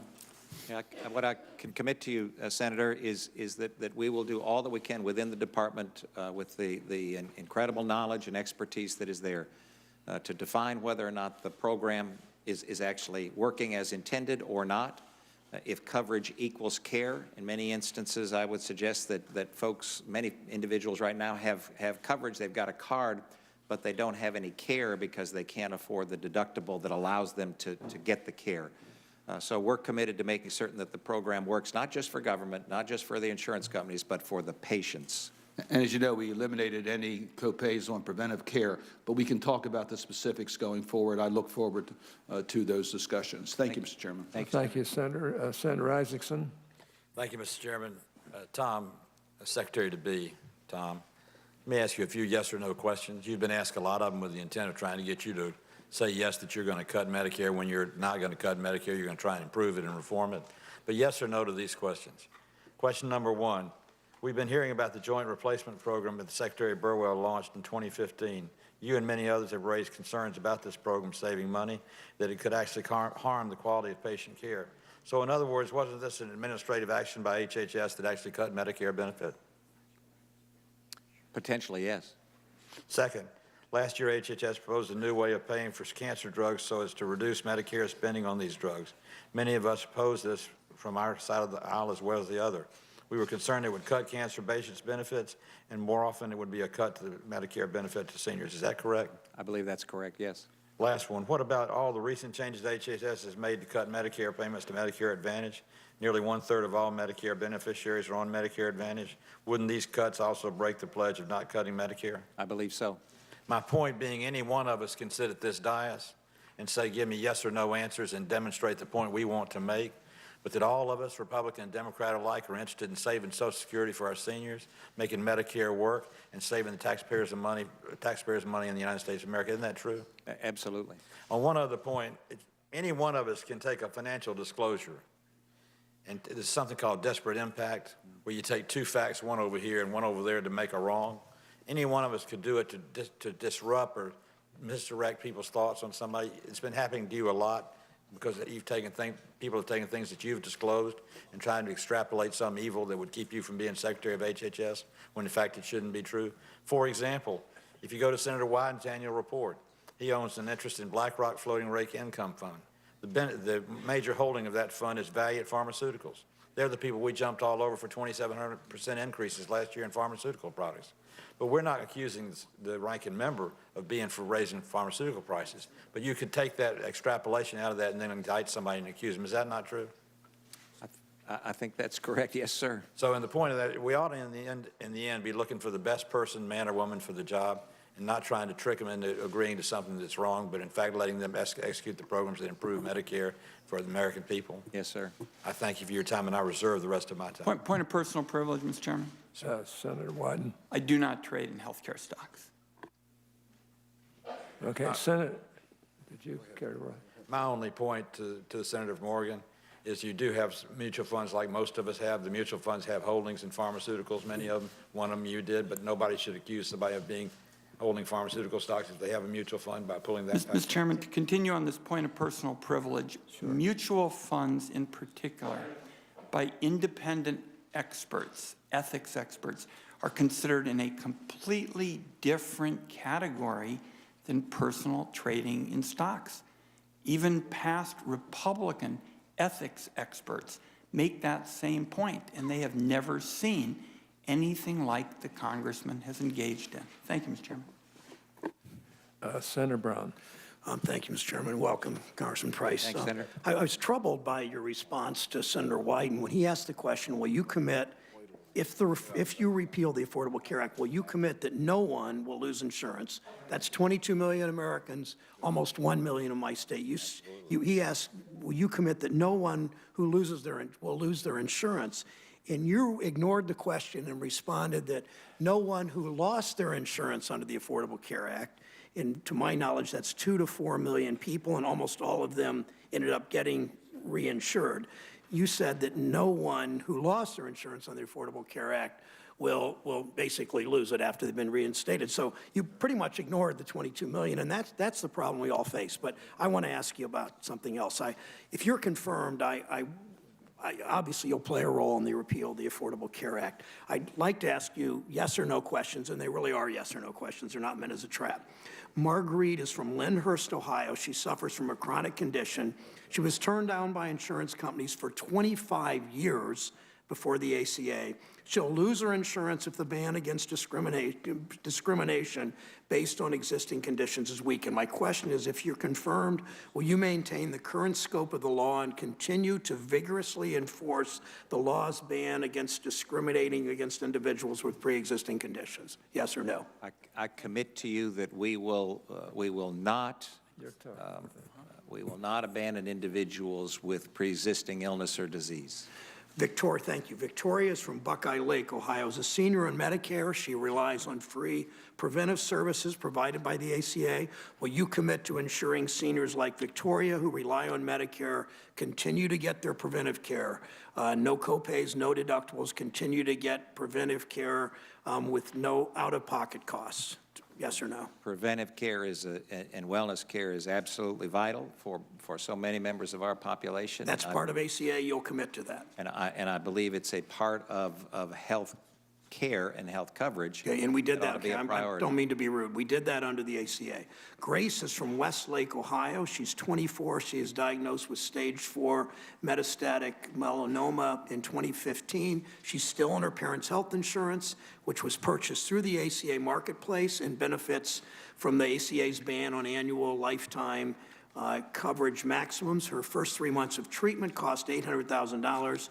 As Secretary of HHS, if an insurer asks you for an exception to the current ban on out-of-pocket maximums as provided in Friday's executive order, will you commit to stand up for patients like Grace and refuse to grant any insurer this exception? As I mentioned, I think patients ought to be at the center, and our goal is to make certain that every single patient has access to the highest quality. I don't want it as your goal. I want you to commit that you will stand firm, as the ACA does, on this provision of canceling insurance because they're too expensive. As I said, nobody ought to lose their insurance because they get a bad diagnosis. Okay. Alice is from Bethel, Ohio. Prior to the ACA, she could not afford her preferred method of birth control. Now, thanks to the law, she benefits from covered contraceptive coverage. Are you able to set aside any personal political views and protect the doctor-patient relationship by committing to ensure every woman's right to access the form of contraception deemed best for her by her doctor at no cost, as currently provided in the ACA? I think that contraception is absolutely imperative for many, many women, and the system that we ought to have in place is one that allows women to be able to purchase the kind of contraception that they desire between their doctors and as the law is now with the ACA. Thank you. President Trump said he's working with you on a replacement plan for the ACA, which is nearly finished and will be revealed after your confirmation. Is that true? It's true that he said that, yes. So not that he's ever done this before, but did the president lie? Did the president lie about this, that he's not working with you? He said he's working with you. Is that, I know we don't use the word lie here because we're polite when presidents say statements that aren't true, but did he lie to the public about working with you? I've had conversations with the president about health care, yes. Which wasn't quite the answer. So will you commit with this president's plan? Do you commit to maintaining the protections for those Ohioans you just committed to in the replacement plan? Our commitment is to make certain that every single American has access to the highest quality coverage and care possible. I'm still not sure if the president lied not to you, but to us, the public, about whether he's actually working with you. It sounds like he did. The last series of questions, briefly, Mr. Chairman. I want to find out about the Children's Health Insurance Program. You said last week to staff that it's been a remarkably successful program. You once earlier had said it sounds like socialized medicine to you. I don't quite know what that means. 95% of children in America are currently insured. I know the chairman's interest in CHIP, the Children's Health Insurance Program. 95% of Americans insured now, partly because of Medicaid expansion, partly because of CHIP. You discussed the importance of using the right metric. So here's my question is this. Funding for CHIP, I think you know, is set to expire in September. If If confirmed, would you advise the President to support an extension of CHIP in the Pediatric Quality Measures Program beyond September of this year? This is absolutely, but I want to expand a little bit because after last week's hearing in the Help Committee, the same question was asked about me quoting me on saying that CHIP was socialized medicine. And so I went back and looked at that article, and as so often happens, as you well know, this may have never happened to you, but it was a characterization in the article by the author of the article to push a political point of view.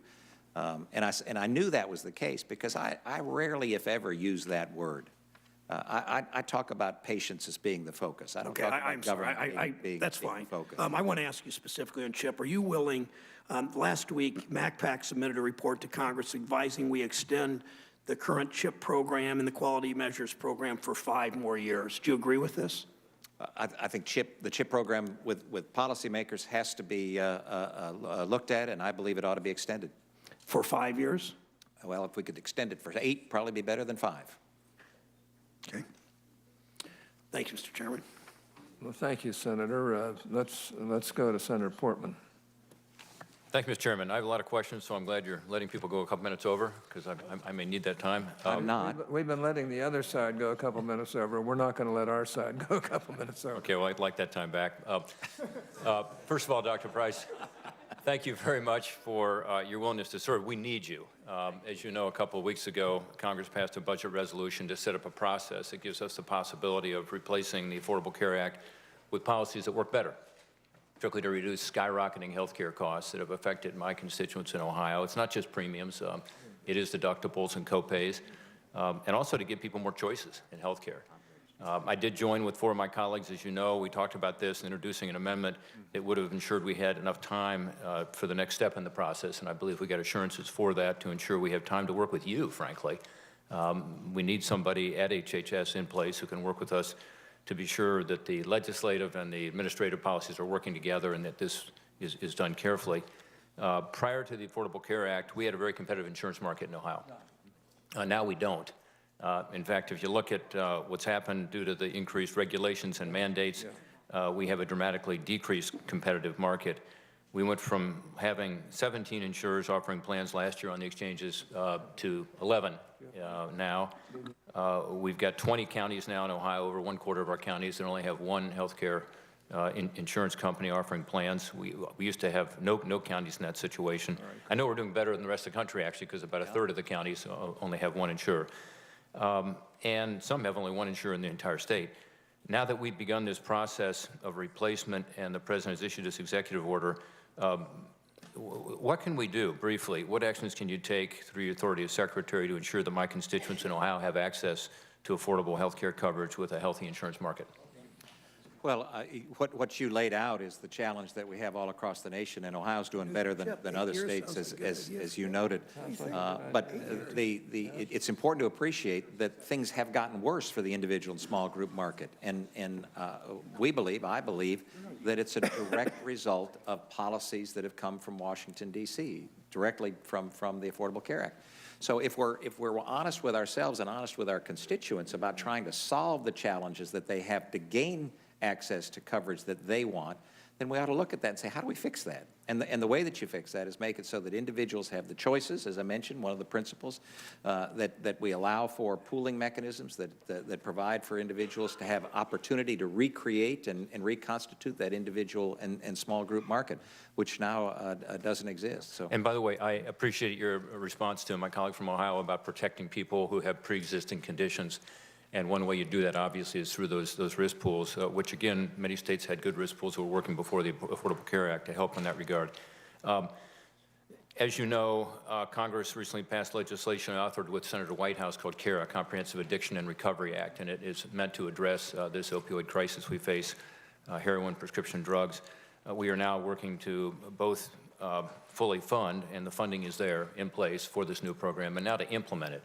And a lot of the implementation goes through SAMHSA. Almost half of the funding on the new grant programs go through HHS and SAMHSA. What should be done to ensure access to addiction treatment for those individuals currently getting insurance coverage through the exchanges or Medicaid expansion? And do you commit to us today to fully implement promptly the new legislation? Yeah, without a doubt. As you know, Senator, this is a scourge that has gone across the country, and it's in communities large and small, destroying lives, destroying families, harming communities, and it's growing. And so what we must do is absolutely we commit to carrying out the law as it was passed, but also, as I talked about with some other challenges, making certain that we've got the right metrics in place. Are we actually helping with what we're doing? There may be better things to do. There may be things that we think we ought to do that in fact don't help. And we ought to be identifying those in as much in real time as possible so that we can bring about a program that is actually making it work for the patients, for the individuals that are actually being harmed. One example of that quickly, you're aware, I think, of the IMD rule that says if you have an inpatient treatment center, it has to be limited to 16 beds. Would you be willing to look at that rule to see if we can get that number up to be able to provide more of this treatment?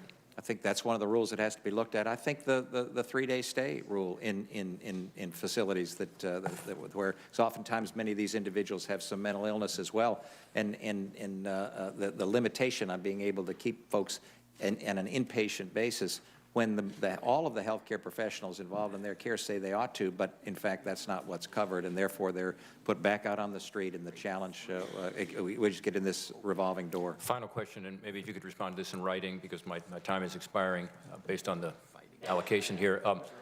With regard to the waivers, you know, Ohio applied for a waiver, and this was a 1115 waiver for Medicaid to be able to better cover people under Medicaid. We were rejected by CMS. I know you've got Seema Verma coming in, who's worked on these over time. Do you believe that during this replacement time, we should be covering people under Medicaid expansion, but then we could move to a program that is more flexible to provide better care under Medicaid? I think there have to be better ways to provide care to the Medicaid population because there are huge challenges right now, as I mentioned before, and the people that we need to be listening to are the governors and the state insurance commissioners and the folks on the ground actually providing the care. And if we listen to them, I think they will guide us in the right direction in terms of policy. Senator, your time is up. Senator Bennett.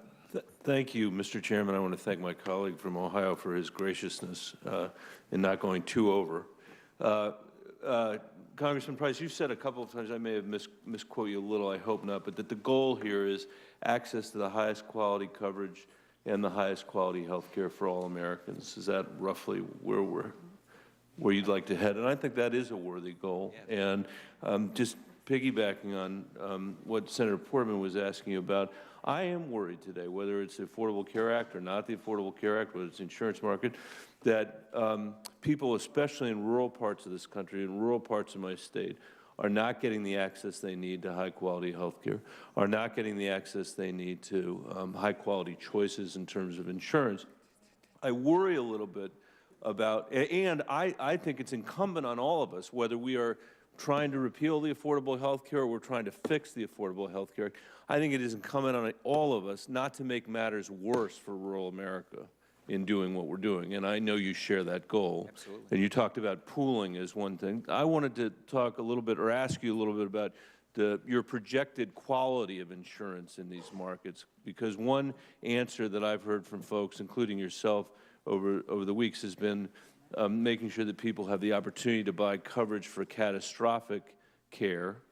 I wonder whether you also believe that it's essential that there be a floor for insurance providers. You know, some of the things that the Affordable Care Act require for coverage include outpatient care, emergency services, hospitalization, maternity and newborn care, prescription drugs, rehab services, lab services, preventative care, such as birth control and mammograms, pediatric services like vaccines, routine dental exams for children younger than 19. I'm not going to ask you to go through each one of those, but directionally, are we headed to a world where people in rural America have to settle for coverage for catastrophic care? Are we headed to a place where there is regulation of insurance providers that say if you are going to be in an insurance market, you need, particularly if we're in a world where you're selling across state lines, there has to be a floor of the services you're willing to pay for?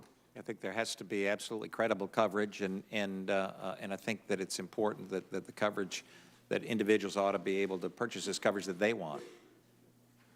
I just don't want us to get to a place where people in America have to settle for something that no one else in the industrialized world has to settle for. Why should they have to pay out of pocket month after month after month for something that's not going to cover something as basic as a hospitalization or maternity services or the rest of this list? There may be certain things on the list we disagree with, but I'm worried that we're heading toward a world where somehow that choice is accepting a world that no one else in the industrialized world has to accept. And I accept your goal, and I hope we can work together to make it so. You mentioned that we should listen to the governors, which brings me to my second question in your answer to Senator Portman. In Colorado, you may have heard of this, we have something called the Accountable Care Collaborative that is a unique approach to Medicaid. It connects members with coordinated primary care providers while reducing barriers to access. It also provides coordinated care for those with dual eligibility for Medicare and Medicaid. I don't have it today, but I could show you that the cost curve there is really starting to turn around because of the coordinated care that's happening out there. When asked about the need for more state flexibility, which is an argument that's made to carry out innovative programs like the one in Colorado, our governor said that, quote, greater flexibility cannot make up for the lack of funding. Should the federal government pull back its financial commitments, we simply cannot afford to make up the difference. So I'd ask you whether you agree with our governor's assessment that while flexibility is helpful, it isn't a replacement for critical funding needs. I think so, and that decision, this decision for funding, obviously, is a legislative decision. So what do you think the plan, but that's a very fundamental component of the Affordable Care Act, is the expansion of Medicaid. And wouldn't you agree? And that decision, whether or not to change that, is a decision that you and every member of the committee in Congress will be involved in. And if I'm fortunate to serve as the Secretary of Health and Human Services, we'll carry out the law that you passed. So I appreciate that. In your mind, though, does the repeal of the Affordable Care Act include a repeal of the expansion of Medicaid that was part of the passage of the Affordable Care Act? Any reform or improvement that I would envision for any portion of the Affordable Care Act would be one that would include an opportunity for individuals to gain coverage, the kind of coverage, again, that they want to the highest quality health care. But that's not the question I asked, and I'm sorry, Mr. Chairman, I realize I'm at the end of my time. Do you believe that a repeal, I mean, this is what the President ran on, a repeal of the Affordable Care Act, includes the repeal of the expansion of Medicaid that was a fundamental part of the Affordable Care Act? Again, that's a decision that you all would That's make. true. What I believe is that any reform or improvement must include a coverage option and opportunity for every single American, including those that are either currently or close to Medicaid population in a given state, which changes depending on the state. Okay, thank you, Mr. Chairman. Well, thank you, Senator Bennett. Senator Wyden, you okay? Yeah. All right, then let's go to Senator Toomey. Thank you, Mr. Chairman. Congressman Price, thank you for joining us. Thanks for the great work you've done in the House and your willingness to serve in this extremely important post. I appreciate it. I enjoyed the conversation that we had a little while back. I do think it bears reminding everyone, as we talk about Obamacare, that certainly the individual market is in a classic death spiral. The adverse selection is destroying that market. It is in a free fall. In Pennsylvania, 40% of all Pennsylvanians and the Obamacare exchanges have a grand total of one choice. And that very typically does not include whatever they had before and were promised they could keep, which of course was never true. So we've got a system that is in collapse. And what we're trying to do is figure out what's a better way to go forward. Now, when we talk about repeal, sometimes I hear people say, well, but we got to keep coverage of pre-existing conditions because, you know, we got to keep that. And when I hear that, I think that we're missing something here. And here's what I'm getting at. There's obviously a number of Americans who suffer from chronic, expensive health care needs. They've had these conditions sometimes all their lives, sometimes for some other period of time. And for many of them, the proper care for those conditions is unaffordable. I think we agree that we want to make sure those people get the health care they need. Now, one way to force it is to force insurance companies to provide health insurance coverage for someone as soon as they show up, regardless of what condition they have, which is kind of like asking the property casualty company to rebuild the house after it's burned down. But that's only one way to deal with this. And so am I correct, is it your view that there are other, perhaps more effective ways, since after all Obamacare is in a collapse, to make sure that people with these pre-existing chronic conditions get the health care that they need at an affordable price without necessarily having the guaranteed issue mandate in the general population? I think there are other options, and I think it's important, again, to appreciate that the position that we currently find ourselves in with policy in this nation is that those folks are, in a very short period of time, are going to have nothing because of the collapse of the market. Right. Second topic is, I think you and I share a goal of having health care that is much, much more driven by individuals, families, patients, consumers, consumer-centric rather than bureaucratic-centric, which is what Obamacare is. Do you agree with me that to get there, we need to do more about the transparency of health care outcomes so that informed consumers can evaluate among different physicians, different hospitals, who really get the best outcomes? Do we need to do more there? Absolutely, and this is an incredibly important point, and it's not just in outcomes. Outcomes are important, and we need to be measuring what actually makes sense from a quality standpoint and allow patients and others to see what those outcomes are. But it's transparency in pricing as well. And right now we don't have that. So if you're an individual out there and you in fact want to know what something costs, it's virtually impossible to find out what that is. There are all sorts of reasons for that.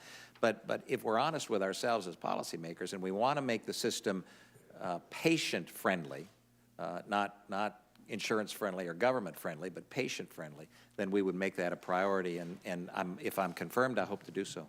I think Medicare and Medicaid can play, CMS can play a big role in advancing that. Ultimately, I think the more we diminish dependence on third-party payers and allow the evolution of a market that responds to individuals, individuals will demand that information the way they do in every other market. Last point I want to touch on, if I could, is has to do with the NIH research, and specifically Alzheimer's.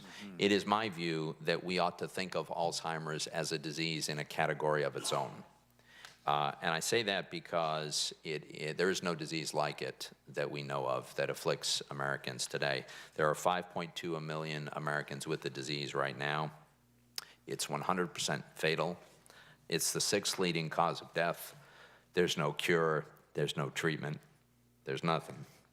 And yet, for fiscal year 2016, NIH spending is a grand total of $168 per diagnosed patient. It seems to me that the expenditures are wildly out of line with the severity and the breadth and the scope of this disease. And I wonder if you would commit to working with me and others who share this view to ensure that we have a better proportionality in terms of the allocation of resources and the breadth and severity of illnesses. I think it's absolutely imperative, Senator, and I look forward to working with you. Thank you, Mr. Chairman. Thank you, Senator. Senator Thune. Thank you, Mr. Chairman. Dr. Price, welcome, and thank you for your willingness to serve in this very important capacity. We've got a lot of challenges ahead that we need to take on. As I met with you a couple of weeks ago, one of the issues that's of particular interest to me, which I conveyed to you, is this issue of Indian Health Service. In 2010, there were some systemic problems that were uncovered in South Dakota, and an administrative action plan was set in motion to help remedy many of these findings. Similar issues popped up again throughout South Dakota in 2015, and they continue to this day. And after oversight hearings, it became abundantly clear that time and again there was a lack of follow-through by the agency. My question is, will you commit to follow up with me in writing that you will designate someone at HHS to be the point person that my staff and I can contact to ensure, one, that reforms are being implemented, and two, that we continue to collaborate on reforming the IHS? Absolutely, Senator. This is an area that is of significant concern because it appears to me, as I know you shared with me, that in the Indian Health Service there are so many areas where we're not meeting the goal of the highest quality care to be provided to individuals accessing that system. And so we're not doing what we ought to do in that system, and I'm committed to making certain, should I be confirmed, to turning that system around. And as I shared with you, Senator Brasso and I introduced a bill last year called the IHS Accountability Act, which we believe will bring about a lot of structural changes within the IHS. And as I've said many times, that act, although we think it addresses a lot of the problems that have cropped up and it was based upon consultation that we received from the tribes, really is merely a first step in the process that's necessary to improve that agency. If confirmed, what types of reforms could you see yourself supporting when it comes to the IHS? And obviously, starting perhaps with our legislation, I don't know, you probably haven't had a chance to look carefully at that yet, but I won't ask you to comment specifically to it. But are there thoughts that you have with respect to the IHS that when it comes to reforms that you could work with us on? Yeah, I appreciate that. I've had the privilege of visiting some IHS facilities in the state of Wisconsin and a couple facilities that were doing remarkable work. And it appears to me that what we haven't done, and I look forward to getting, if I'm confirmed, getting into this area within the department itself, that what we haven't done is identified best practices within the IHS system itself and shared those and incentivized the ability to move that kind of activity that is providing high-quality care for individuals in that system in certain areas, and making certain that we're able to extend that across the country in the IHS. Okay. Well, we look forward to working with you on that. I think best practices is a good place to start, and obviously those have not been employed in a lot of facilities in our state. In 2009, CMS issued a final rule that required all outpatient therapeutic services to be provided under direct supervision. Every year since then, the rule has been delayed, either administratively or legislatively, for critical access in small and rural hospitals. And I've shared with you this as well. In my state, obviously, we have a lot of critical access hospitals, a lot of very rural areas, big geography to cover, and sometimes difficult to get providers out to these areas. So the question is, if confirmed, will you work to permanently extend the non-enforcement of this regulation in these hospitals in order to remove this regulatory burden? Yeah, I look forward to working with you on it, Senator. I think there are areas from a technological standpoint that we are missing the boat, especially in our rural areas and the critical access hospitals. There's, in every other industry out there, the information technology age has arrived and is moving across the land with rapid speed and has done so. However, it seems that in healthcare we put roadblocks up to the expansion of technology, especially into the rural areas. And we ought to be incentivizing that so that, again, the patients are able to receive the highest quality care. It's possible now, for example, in our state, if you're an individual who's suspected of having a stroke, you go to a critical access hospital in a rural area. It's possible by telemedicine to be able to access one of the world's foremost specialists in stroke treatment by telemedicine at the University Health Center. So that's improving the lives and care of patients across our state, and I think there's so many things that we could do that would mirror that kind of technological expansion. Thank you. One final point I'll make, because my time's expiring, but I know you've probably been questioned already a good amount about what happens next with respect to replacing Obamacare. I would simply say that I hope that we can work with you in beginning to shift a lot of the, giving the states, I guess I would say, more flexibility when it comes to designing plans that work in our states. I think one of the problems that we've had with this is there's just too much dictation from Washington, D.C., and too much one-size-fits-all. And that's something I think that most states would probably agree with, and certainly I think most providers would agree with as well. So we look forward to working with you and designing programs that get that flexibility to our states and put them more in charge of some of these issues in a way that removes that power from Washington, D.C., where I think too many of the problems have been happening. Thank you, Mr. Chairman. Senator Casey. Thank you, Mr. Chairman. Dr. Price, good to be with you again. Thank you. Thank you. I wanted to ask you a couple of questions that center principally on children and individuals with disabilities. First, with regard to children, I think if we're doing the right thing, as not only as a government, but as a society, if we're really about the business of justice, and if we're really about the business of growing the economy, we should invest a lot and spend a lot of time making sure that every child has health care. The good news, despite a lot of years of not getting to that point, not moving in the right direction, the good news is we've made a lot of progress. The Urban Institute, in a April 2016 report, I won't ask the report to be made part of the record, but I'll read a line from this Urban Institute report, Uninsurance Among Children, 1997 to 2015, dated April 2016, said as follows on page 3. It said that the decline in children's uninsurance rate occurred at a relatively steady pace and includes a significant drop following implementation of the Affordable Care Act's key coverage provisions from 7.1% in 2013 to 4.8% in 2015, unquote. So that's a significant drop. 7.1 to 4.8 is millions of kids have health insurance today that would not have it absent the Affordable Care Act and including the Medicaid provisions as well. That 4.8% uninsured rate for kids is an all-time low. That means we're at a 95% insured rate across the country for children. Kaiser Foundation, a separate authority, tells us that even with that, even with all that progress made in the last couple of years and even some progress before that, we still have more than 4.1 million children uninsured. Would you agree with me, first of all, that we should get that number down, the number of uninsured children? I think that throughout our population, we ought to identify individuals who are uninsured and Right. strive to make certain that they gain coverage. And you'd agree with me with regard to children especially?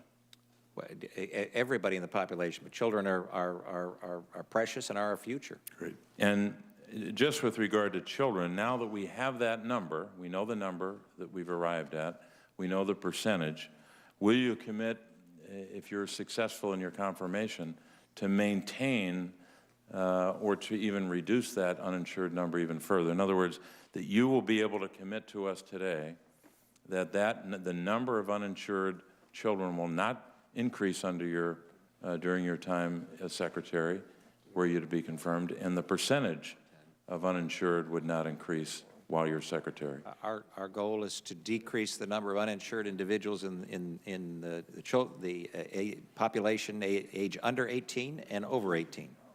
Well, I hope you maintain that, because I think that's going to be critically important. The reason I ask that question is not just to validate that as a critically important goal for the nation, but your answer seems to be contrary or in conflict with what you have advocated for as a member of the House of Representatives, not only in your individual capacity, but as Chairman of the Budget Committee. Looking at now, for reference, an op-ed by Gene Sperling. You know who Gene Sperling is. He was head of the Council of Economic Advisors to two presidents, both President Clinton and President Obama. Chair of that National Economic Council, I should say, is the proper title. In an op-ed on Christmas Day, the 5th paragraph, here's what he said in pertinent part, referencing you and your budget proposals. He said, quote, "Together," meaning the two areas of policy that you've have a long record on, full repeal of ACA and block granting of Medicaid, which we now know is Trump administration policy, quote, "would cut Medicaid and the Children's Health Insurance Program funding by about $2.1 trillion over the next 10 years, a 40% cut," unquote. How can you answer the questions that I just asked you about making sure that that number of uninsured children doesn't get worse under your tenure, if that is the case with regard to your policies, the effect of what your policies would be, and now apparently, contrary to what was said during the campaign, it's now the policy of the Trump administration to block grant Medicaid. Yeah, with respect to both you and to Mr. Sperling, it's because you all are looking at this in a silo. We don't look at it in a silo. We believe that it is possible to imagine, in fact, put in place a system that allows for greater coverage for individuals, in fact, coverage that actually equals care. Right now, many of those individuals, the ACA actually increased coverage in this country. It's one of the things that it actually did. The problem is that a lot of folks have coverage, but they don't have care. So they've got the insurance card, they go to the doctor, the doctor says, this is what we believe you need, and they say, I'm sorry, I can't afford A cut of $1 trillion, a combined cut of $1 trillion that would adversely impact the Children's Health Insurance Program and the Medicaid program is totally unacceptable, I think, to most Americans, Democrat, Republican, or otherwise. And you're looking at that in a silo. You're not looking at what the reform and improvement would be. We'll see the rebuttal to what not only Gene Sperling has said, but a whole long line of public policy advocates and experts. And I think the burden for you, sir, is to make sure that you fulfill your commitment to make sure that no children will lose health insurance coverage while you're a secretary. Look forward to working with you. Okay, Senator Heller. Thank you, Mr. Chairman, and Dr. Price, thank you for being here today, and thanks for your patience and working with us throughout this confirmation process. If you put your mic on, is it on? It is on. I'll lean a little forward. Mr. Chairman, as you can imagine, I committed to ensuring that all Nevadans have access to high quality and affordable health insurance. I have a letter here that came to my attention January 10th from the Nevada legislature. The letter comes directly from our majority leader of the state Senate and our Speaker of the Assembly. And they're good questions, 5 questions. Obviously, they want to get the same answers that all of us want here. We have in Nevada 88,000 Nevadans who have health insurance through the health exchange, 77,000 Nevadans who are eligible for federal tax credits, 217,000 Nevadans that receive health care coverage under Medicaid expansion. Basic questions. Mr. Chairman, if I may, can I submit these questions to the record? On the record, and also, if I may, ask Dr. Price if he would respond to this particular letter, to these legislators. Again, I think they're very good questions. Well, without objection. Also, if I may add, if you could CC the governor also. I think the governor also would like answers to these questions, and I think you're in a great position to answer these particular questions. Thank you, sir. Thank you. If I may, can I get your opinion on the Cadillac tax? I think the Cadillac tax is one that has made it such that individuals who are gaining their coverage through their employer, there may be a better way to make it so that individuals gaining their coverage through their employer are able to gain access to the kind of coverage that they desire. The Cadillac tax would affect about 1.3 million Nevadans, school teachers, union members, senior citizens, and there's some disagreement as to whether or not these individuals are wealthy or not. There's some on this committee that believe that the $1.1 trillion tax increase in Obamacare does not affect the middle class. Do you agree with that? I think it does affect the middle class. I do too. Do you believe that school teachers are wealthy? Everybody has their own metric of what wealthy is, and everybody, and some people use things to determine what wealth that aren't the greenbacks in. I would argue that most school teachers don't think they're wealthy. Do you think most union members are wealthy? I doubt that they think they're wealthy. Yeah, I would agree with that. You think most senior citizens are wealthy? Most senior citizens are on a fixed income. They would argue that they're not wealthy. And that's my argument on this particular tax. And in fact, Obamacare as a whole is that it's just another middle-class tax increase of $1.1 trillion.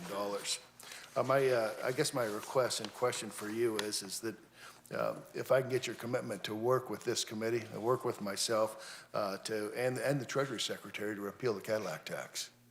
Well, we'll certainly work to make certain that those who gain their coverage through their employer have the access to the highest quality care and coverage possible in a way that makes the most sense for individuals from a financial standpoint as well. Does the Cadillac tax make the most sense?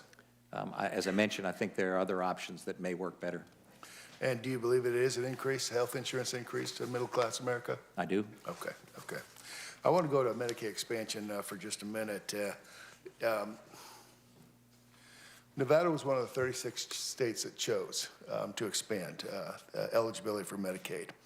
We went from, I think the enrollment went from 350,000 to over 600,000. And I guess the concern, and I think it's part of the letter that I gave to the chairman, is whether or not that will have an impact, and what we're going to do to see that those individuals aren't impacted. Probably the biggest question that we have here for you today is what are we going to do about those that are part of the Medicaid expansion and how that's going to impact them? Yeah, again, as I mentioned to a question on the other side, I believe this is a policy question that needs to be worked out through both the House and the Senate. We look forward to working with you and others, if I'm able to be confirmed, and making certain that individuals who are currently covered through Medicaid expansion either retain that coverage or in some way have coverage through a different vehicle. But every single individual ought to be able to have access to coverage. Dr. Price, thank you. Thank you for being here, Mr. Chairman. Thanks, Senator. Thank you. Thank you. Senator Warner. Thank you, Mr. Chairman. Good to see you again, Dr. Price. Thank you. Let me start on something we discussed in my office. One of the issues I've been working on since I've been governor, I've been working very closely with your friend Senator Isaacson on, is the issue of how we as Americans address the end of life and sort through those issues. I think we both shared personal stories on that subject. Senator Isaacson and I have legislation that is, we call it the Care Planning Act, that does not remove anyone's choices. It simply allows families to have those discussions with their health care provider and religious faith leader if needed or desired, in a way to prepare for that stage of life. This year, CMS took a step by introducing a payment into the fee schedule to provide initial reimbursement for providers to have these conversations with, as again mentioned, a multidisciplinary case team. It also ran a pilot program that allowed hospice-type benefits to be given to individuals who are still receiving some level of curative services called the Medicare Care Choices.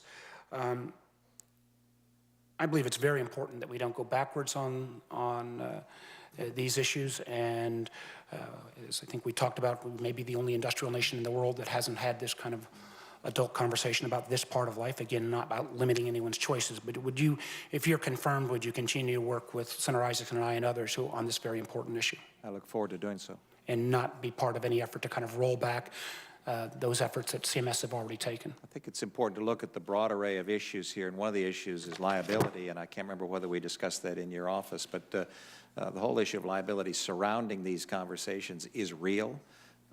We need to be talking about it openly and honestly and working together to try to find a solution to just that. I would concur with that, but I also think this is something that more families need to take advantage of. On Friday, January 20th, President Trump issued an executive order that says federal agencies, especially HHS, should do everything they can to, quote, eliminate any fiscal burden of any state or any cost, fee, tax penalty, or regulatory burden on individuals and providers. Dr. Price, if you're confirmed in this position, will you use this executive order in any way to try to cut back on implementation or following the individual mandate before there is a replacement plan in place?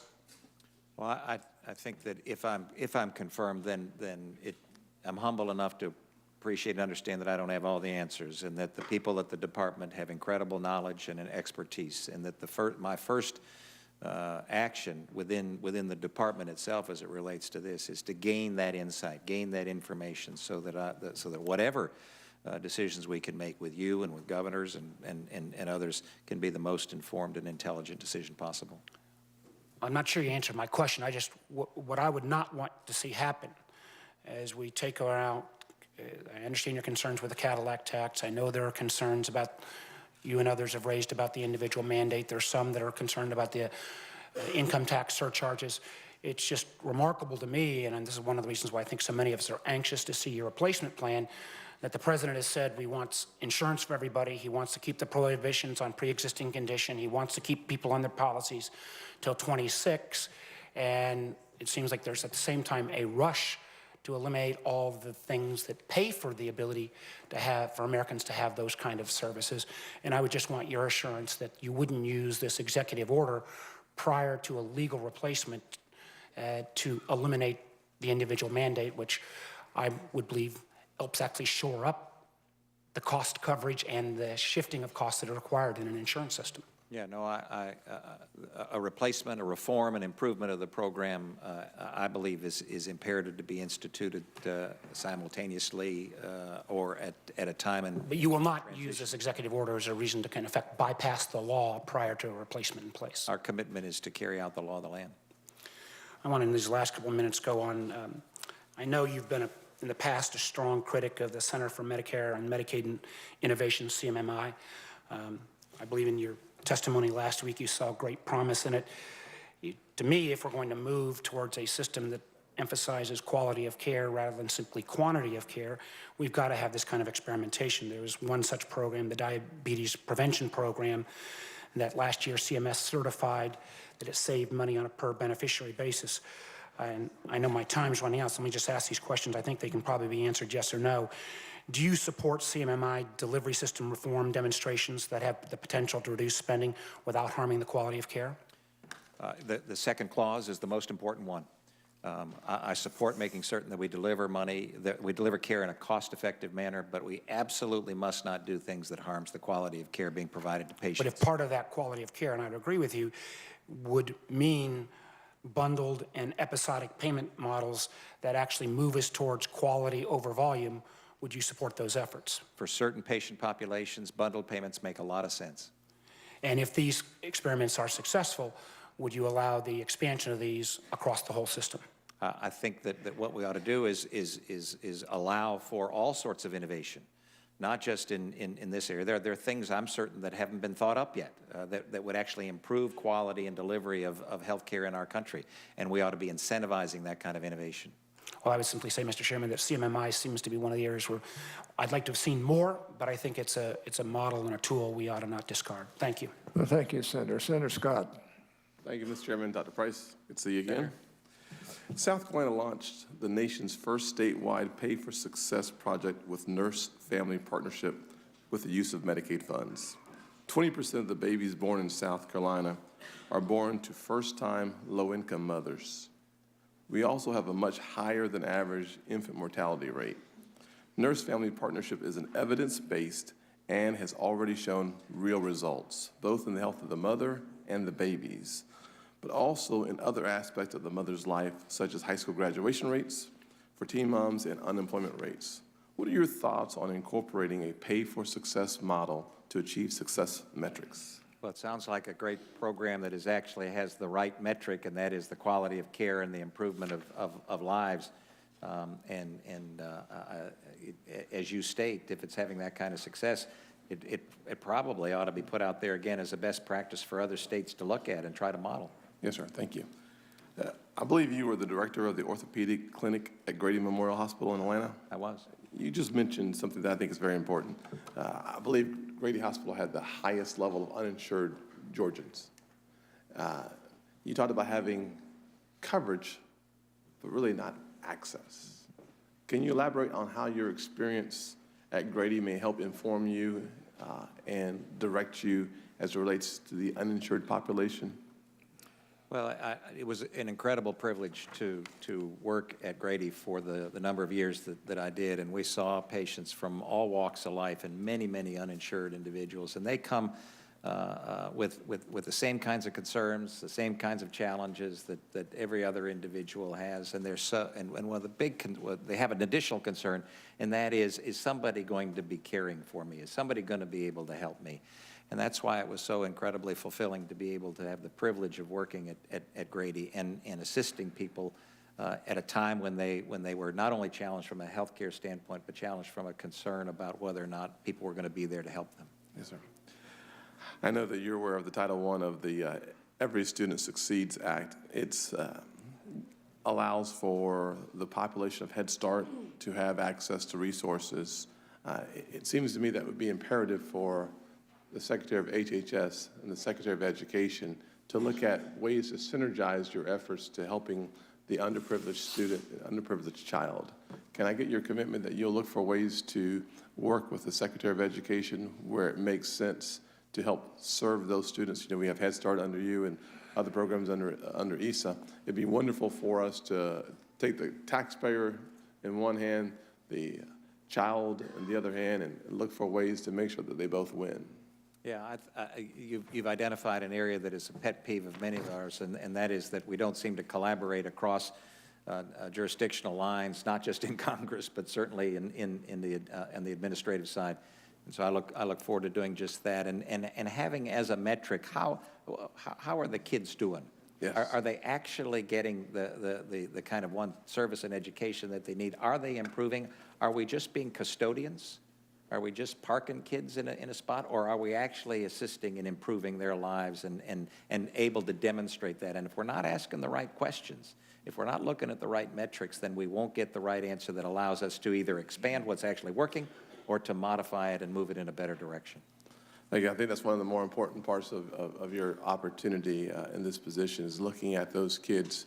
I know that you know as well as anyone as a doctor that those ages, before you ever get into, pre-K or kindergarten, the development of the child between those first 3 or 4 years are powerful opportunities for us to direct one's potential so that they maximize it. And sometimes we're missing those opportunities. We think that somehow the education system will help that child catch up, but there are things that have to happen before they ever get in the education system. So I thank you for your willingness to work in that direction. My last question has to do with the employer-sponsored health care system that we're so accustomed to in this country that provides about 175 million Americans with their insurance. In my home state of South Carolina, of course, we have about 2.5 million people covered by their employer coverage. If confirmed as HHS Secretary, how would you support American employers in their effort to provide effective family health coverage in a consistent and affordable manner? Said differently, there's been some conversation about looking for ways to decouple having health insurance through your employer. I think the employer system has been absolutely a remarkable success in allowing individuals to gain coverage that they otherwise might not gain. I think that preserving the employer system is imperative. That being said, I think that there may be ways in which employers, I've heard from employers who say, if you just give me an opportunity to provide my employee the kind of resources so that he or she is able to select the coverage that they want, then that makes more sense to them. And if that works from a voluntary standpoint for employers and for employees, then it may be something to look at. That would be more like the HRA approach where exactly. The employer funds an account and the employee chooses the health insurance, not necessarily under the umbrella of the employer specifically. Exactly, and gains the same tax benefit. Yeah. Thank you, Mr. Chairman. Thank you, Senator. Senator McCaskill. At the risk, Mr. Chairman, of being way, way away from you and you being someone I have worked with and respected greatly, I do want to gently correct something in your opening statement. The first nominee of President Trump that this Senate considered was confirmed by a vote of 98-1. I would not consider that a partisan vote. The second nominee of President Trump was confirmed by a vote of 88-11.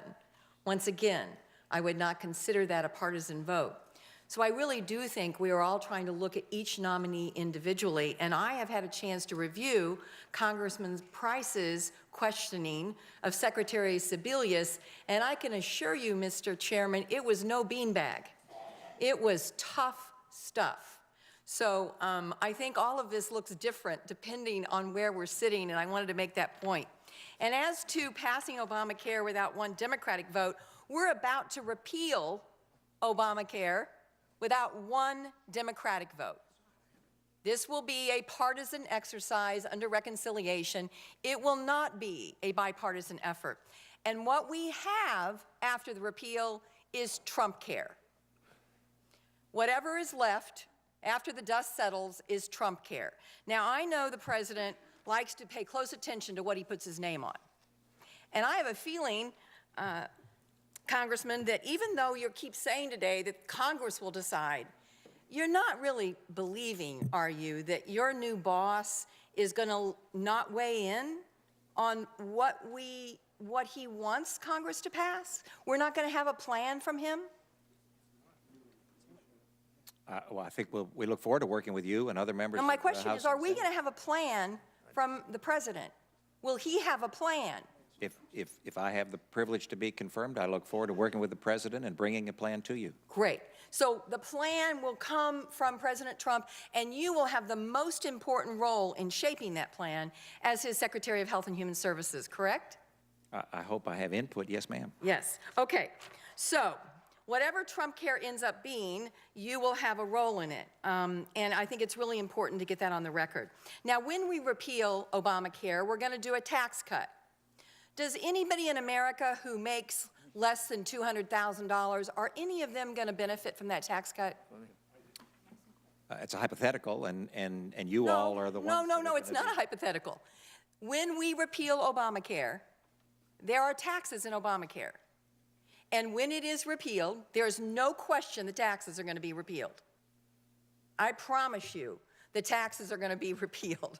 When those taxes are repealed, will anyone in America who makes less than $200,000 benefit from the repeal of those taxes? I look forward to working with you on that plan, and hopefully that'll be the case. No. I'm asking the taxes that are in there now, does anybody who makes less than $200,000 pay those taxes now? It depends how you define the taxes. There are many individuals who are paying much more than they did prior to that point. No, I'm talking about taxes. I understand. Taxes. The Cadillac tax has not been implemented, so that hasn't affected anybody. I'm trying to get at the very simple question, and I don't think you want to answer it, that in fact, when Obamacare is repealed, no one in America who makes less than $200,000 is going to enjoy the benefit of that. As I say, I look forward to, if I'm confirmed, look forward to working with you to make certain that that's the case. That's not an answer, but we'll go on. Okay, we talked to my office. Ending Medicare as we know it, your plan, and that you have worked on for years, is converting Medicare to private insurance markets with government subsidies, correct? Not correct. Well, we talked yesterday, and we kind of went through this in my office, and by the end of our conversation, you admitted to me, and I'm going to quote you, that your plan for Medicare in terms of people getting either tax credits or subsidies or whatever, how you're going to pay for the Medicare recipients would be them having choices on a private market. And you said, yes, it was pretty similar to Obamacare, with the exception of the mandate. Didn't you say that to me yesterday? That's a fairly significant exception. Well, but these people are old. They don't need to be mandated to get insurance. It's not like a 27-year-old who doesn't think he's going to get sick. You don't need a mandate for people who are elderly. They have to have health insurance. So the mandate is not as relevant. But didn't you admit to me that Obamacare and the private markets is very similar to what you're envisioning for Medicare? Didn't you use the phrase pretty similar?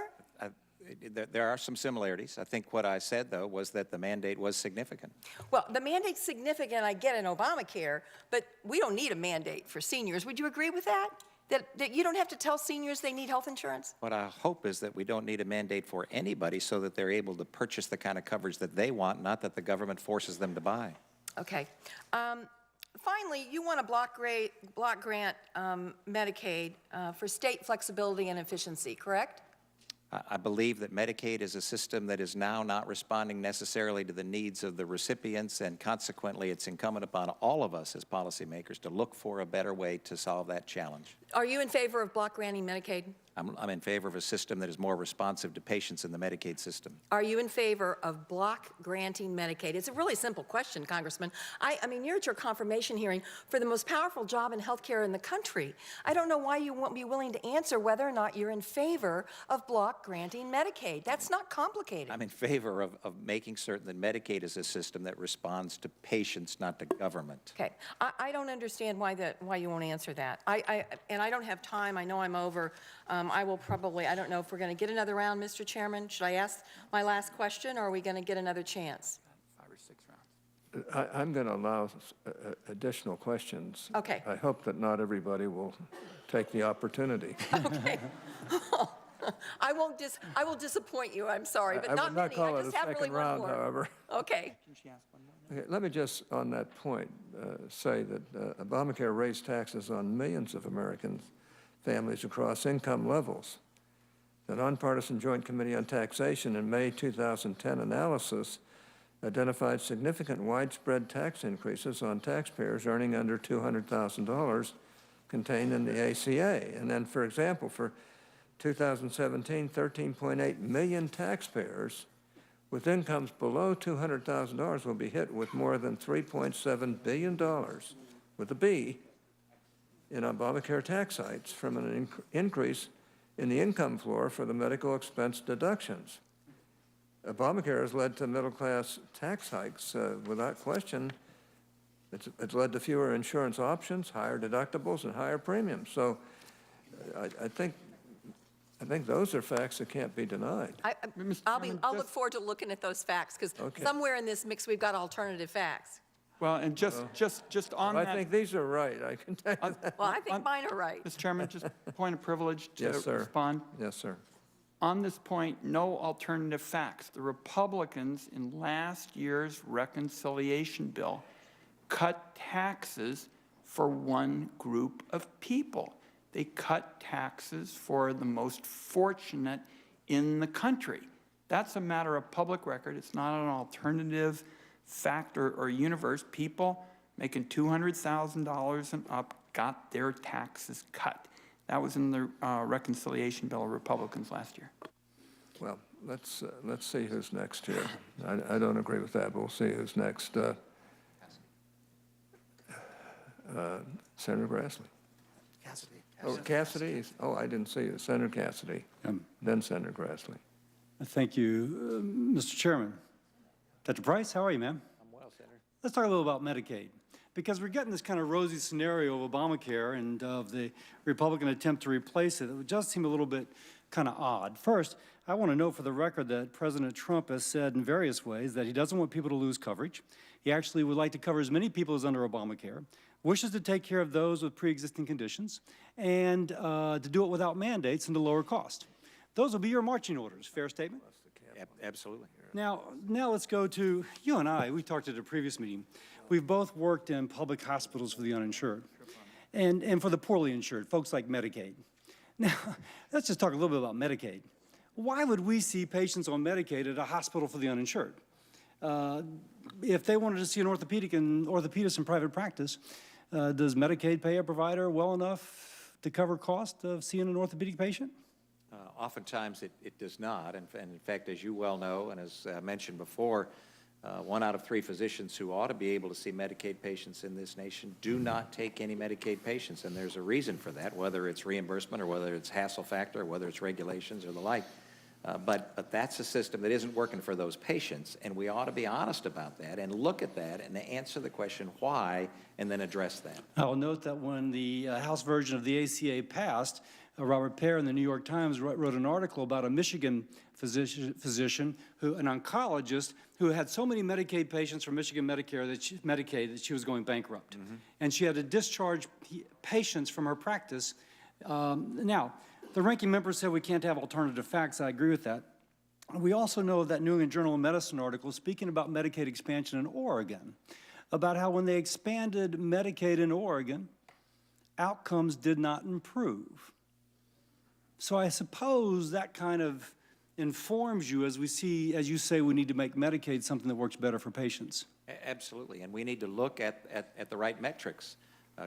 Just gaining coverage for individuals is an admirable goal, but it ought not be the only goal. And we must have a goal in healthcare especially to keep the patient at the center and realize what kind of care and coverage we're providing for people on the ground, for real people in real lives, and whether or not we're affecting them in a positive way or a negative way. If we're affecting them in a negative way, then again, we need to be honest with ourselves and say, how can we improve that? Now, a lot of times there's this kind of conflation of per beneficiary payments to the states per Medicaid enrollee and block grants, which to me is a conflation. I'll note that Bill Clinton on the left and Phil Gramm and Rick Santorum on the right proposed per beneficiary payment some time ago. And it's actually would you agree with this, how the Federal Employees Health Benefit Program pays for these federal employees. They pay per beneficiary payment to a insurer. Fair statement? Correct. Wouldn't it be great if Medicaid worked as well as the Federal Employees Health Benefit Program in terms of improved outcomes? Well, it would indeed. In fact, when you talk about the Medicaid population, it's not a monolithic population, as you well know. There are 4 different demographic groups within it. seniors and disabled, and then healthy moms and kids by and large. And we treat each one of those folks exactly the same from the Medicaid rules. So when you're pressed on whether, by golly, you believe in block grants, is there any nuance? I don't hear any of the nuances that we're discussing offered in that question. But frankly, you can't address that. Are you speaking about a per beneficiary payment? Are you speaking about each of those four, one of those four? How do you dice that? New York is an older state demographically. Utah is a very young state. Fair statement? Absolutely. And those are the things that I think we tend not to look at because they're more difficult to measure. They're more difficult to look at. But when we're talking about people's lives, when we're talking about people's health care, then it's imperative that we do the extra work that needs to be done to determine whether or not, yes, indeed, the public policy that we're putting forward is going to help you and not harm you. Now, let me ask, because there's also some criticism of your proposal about health savings accounts. I love them because they activate the patient. I think we're both familiar with the Healthy Indiana plan, where on a waiver, they gave folks of lower income health savings accounts and had better outcomes, decreased ER usage. Any comment on that? Just that when people do engage in their health care, they tend to demand more. They tend to demand better services. And individuals that have greater opportunity for choices of who they see, where they're treated, when they're treated, and the like, have greater opportunity to gain better health care. So going back to not wanting to have alternative facts, if we contrast the experience in Healthy Indiana with the experience in Oregon, where a National Bureau of Economic Research, I think if I get that acronym correct, published in the New England Journal of Medicine, found no difference in outcomes in those who were fulfilled through a Medicaid expansion program in Oregon. Contrast that absence of good effect, if you will, in outcomes, with that in which Indiana attempted to engage patients to become activated in their own care. ER usage actually fell, but outcomes improved. I think in our world of standard facts, I kind of like your position. Thanks for bringing a nuanced, informed view to the healthcare reform debate. Dr. Price? Thanks, Senator. Senator Grassley. Two statements before I ask a couple questions. One is it's kind of a welcome relief to have somebody of your profession in this very important role, particularly knowing the importance of the doctor-patient relationship, because in my dealing with CMS and HHS over a long period of time, I think that the bureaucracy has been short of a lot of that hands-on information that people ought to have. And secondly, when you were in my office, we discussed the necessity of your responding to congressional inquiries, and you very definitely said you would. I, tongue-in-cheek, said maybe you ought to say maybe, because a lot of times they don't do it, but since you said you would, I will hold you to that and appreciate anything you can do to help us do our oversight. As a result of oversight, I got legislation passed a few years ago called the Physicians Payment Sunshine Act. And the only reason I bring this up is because it took Senator Wyden and me last December working hard to stop the House of Representatives from gutting that legislation in the Cures Act that passed. And I want to make very clear that the legislation I'm talking about doesn't prohibit anything. It only has reporting requirements because it makes it very, very, well, it brings about the principle of transparency, brings accountability. And I've got some studies here that we did and some newspaper reports on them, particularly one about a psychiatrist at Emory University that was not reporting everything that they should report.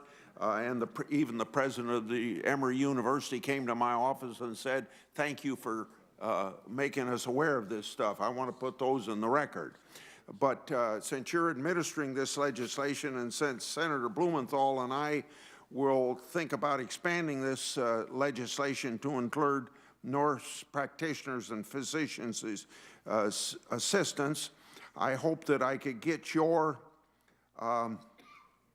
commitment that you will enforce this act the way it was intended to be enforced, because even under the Obama administration, after we got it passed, it was 3 years getting this regulations to get it carried out. So effectively, it's only been working for about 2 or maybe 2.5 years. So I would like to, if you're confirmed, would you and the Department of Human Health and Human Services work with me to ensure that this transparency initiative is not weakened. We look forward to working with you, sir. I think transparency in this area and so many others is vital. Again, not just in outcomes or in pricing, but in so many areas, so that patients are able to understand what's going on in the healthcare system. Thank you. Now, last one deals with vaccine safety. You're a physician. I believe you would agree that immunization is very important for modern medicine, and that we've been able to get rid of smallpox way back in '77, worldwide polio, I think in 1991, at least in the Western Hemisphere, and all that. So as a physician, would you recommend that families follow the recommended vaccine schedule that has been established by experts and is constantly reviewed? I think that science and healthcare has identified a very important aspect of public health, and that is the role of vaccinations. Thank you very much. I yield back my time. Thank you, Senator. Senator Stabenow. Thank you, Mr. Chairman. First, I would ask unanimous consent that a series of stories from individuals at a public forum that was held last week with my colleagues, people concerned about policies that our nominee has authored and about issues we're talking about today, that be included in the record. Without objection. Thank you very much. Welcome, Congressman Price, and Senator. Appreciate our private discussion as well as the discussion this morning. I want to start right out. Lots of questions, see if we can move through some things quickly. You've said this morning that you would not abandon people with pre-existing conditions. Is that basically what you're talking about is high-risk pools? Is that one of the strategies that you're thinking about? I've heard that talked about this morning. I think high-risk pools can be incredibly helpful in making certain that individuals who have pre-existing illness are able to be cared for in the highest quality manner possible. But I think there are other methods as well. We've talked about other pooling mechanisms. The destruction of the individual and small group market has made it such that folks can't find coverage that's affordable for them. And one of the ways to solve that challenge is to allow folks in the individual and small group market to pool together. In fact, I think we talked about this in your office with the old Blue Shield model being the template for it, where individuals who aren't economically aligned are able to pool together their resources solely for the purpose of purchasing coverage. But let me just stress that for about 35 years we have tried high-risk pools. 35 states had them before the Affordable Care Act, and frankly, they didn't produce great results. In 2011, 0.2% of the people with pre-existing conditions, 0.2%, were actually in a high-risk pool, and the premiums were 150 to 200% higher than standard rates for healthy individuals, and they had lifetime and annual limits on coverage and cost states money. So that was the reality before we passed the Affordable Care Act. So let me also ask you, when President Trump said last weekend that insurance was going to be much better, do you think that insurance without protections for those pre-existing conditions, or without maternity coverage, or without mental health coverage, or an insurance that would reinstate caps on cancer treatments is better? Well, I don't know that that's what he was referring to. I think he said it would be better, and if we in fact took away, if we went to high-risk pools instead of covering people with pre-existing conditions, or if we stopped the other coverage we have now, I'm just wondering if you define that as better. Well, I mean, you'd have to give me a specific well, let me give you an what's example. better for you may not be better for me or somebody else, and that's the important thing that I'm trying to get across, and that is that patients need to be at the center of this, not government. Should government be deciding these things, or should patients be deciding these things? Prior to the Affordable Care Act, about 70% of the private plans that a woman could purchase in the marketplace did not cover basic maternity care. Do you think that that's better not to cover basic maternity care? Then I presume that she wouldn't purchase that coverage if she needed it then. She would have to pay more, just as in general, for many women, just being a woman was a pre-existing condition. That is the reason why we have a basic set of services covered under health care. So it's just a different way of looking at this. This is something where, sure, if a woman wanted to pay a premium, wanted to pay more, she could find maternity care. We said in the Affordable Care Act, that's pretty basic. And for over half the population who are women, maternity care ought to be covered. Let me go to another one. Do you believe that mental health services should be a guaranteed benefit in all health insurance plans? I've been a supporter of mental health parity inclusion, yes. So mental health should be a defined benefit under health insurance plans? I think that mental health illnesses ought to be treated on the same model as their physical illnesses. I agree with you. On Medicare, there's been a lot of discussion, and I have to say also with the nominee for Office of Management and Budget also talking today about Medicare and Social Security. I personally believe people on Medicare should be very worried right now in terms of what overall we're hearing. But I did want, my time is up, I did want Congressman just indicate a message from my mom who's 90 years old who said she doesn't want more choices. She just wants to be able to see her doctor and get the medical care that she needs. She is not at all supportive of the idea of Medicare in some way being changed into premium support, into a voucher. So I'm conveying to you somebody who's getting great care right now, and she's not interested in more choices. She just wants to keep her care.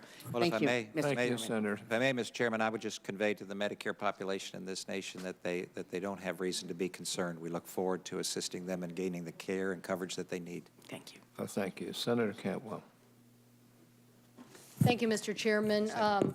Congressman Price, sorry we haven't had a chance to talk. I apologize. I think both of us have tried, and it's just a myriad of consequences. Weather. But I wanted to ask you broadly, I know a lot of my colleagues have been asking you about Medicaid, but what do you think is the rise in Medicaid costs? What does it do to? Oh, I think it's multifactorial. I think that we've got a system that has many, many controls that are providing greater costs to the provision of the care that's being provided. I think that oftentimes we're not identifying the best practices in the Medicaid system so that patients move through the system in a way that's much more economical and much more efficient and effective, not just from a cost standpoint, but from a patient standpoint. There's so many things that could be done for especially the sickest of the sick in the Medicaid population, where we could put greater resources and greater individual attention to individual patients. As you know, in a bell curve of patients in any population, there are those that are the outliers on the high side, where the resources spent to be able to provide their care is significant. And if you focus on those individuals, then you oftentimes can provide a higher level of care and a higher level of quality of care for those folks and a more responsive care for those folks at a lower cost and move them down into the mainstream of the bell curve. Okay, well, you brought up a couple of interesting points, and I want to follow up on that. But specifically, if I started that conversation, I would start with two big phenomenons. One, people living longer, because the longer they live, the more Medicaid they're going to consume. If you're living 10 or 15 years longer than we've had in the past, they're going to consume more health care. And second, the baby boomer population reaching retirement age. Those two things are ballooning the cost of health care in general, and specifically for the Medicaid population. And I want to make sure I understand where you are, because I feel like the administration is creating a war on Medicaid. You're saying that you want to cap and control the cost.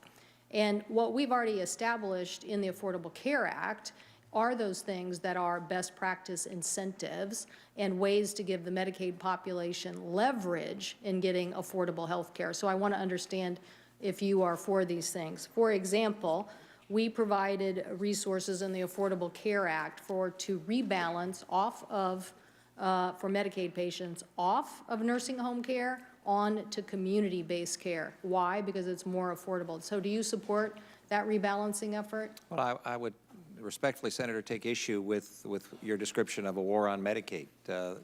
What we desire and want to do is to make certain that the Medicaid population is able to receive the highest quality care.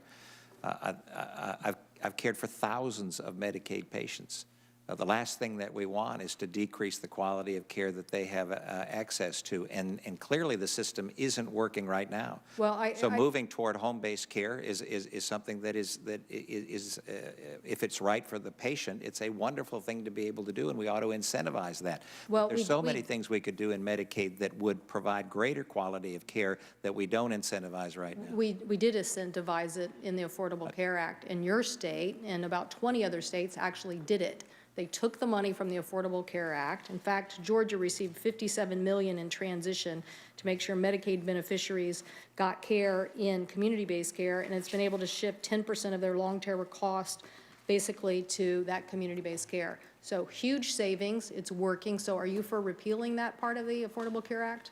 What I'm for is making certain, again, that the Medicaid population has access to the highest quality care possible, and we'll do everything to improve that, because right now so many in the Medicaid population don't have access to the highest quality care. I would hope you would look at this model, and you would also look at the basic health plan model, which is, again, what I think you're proposing and what the administration is refusing to refute.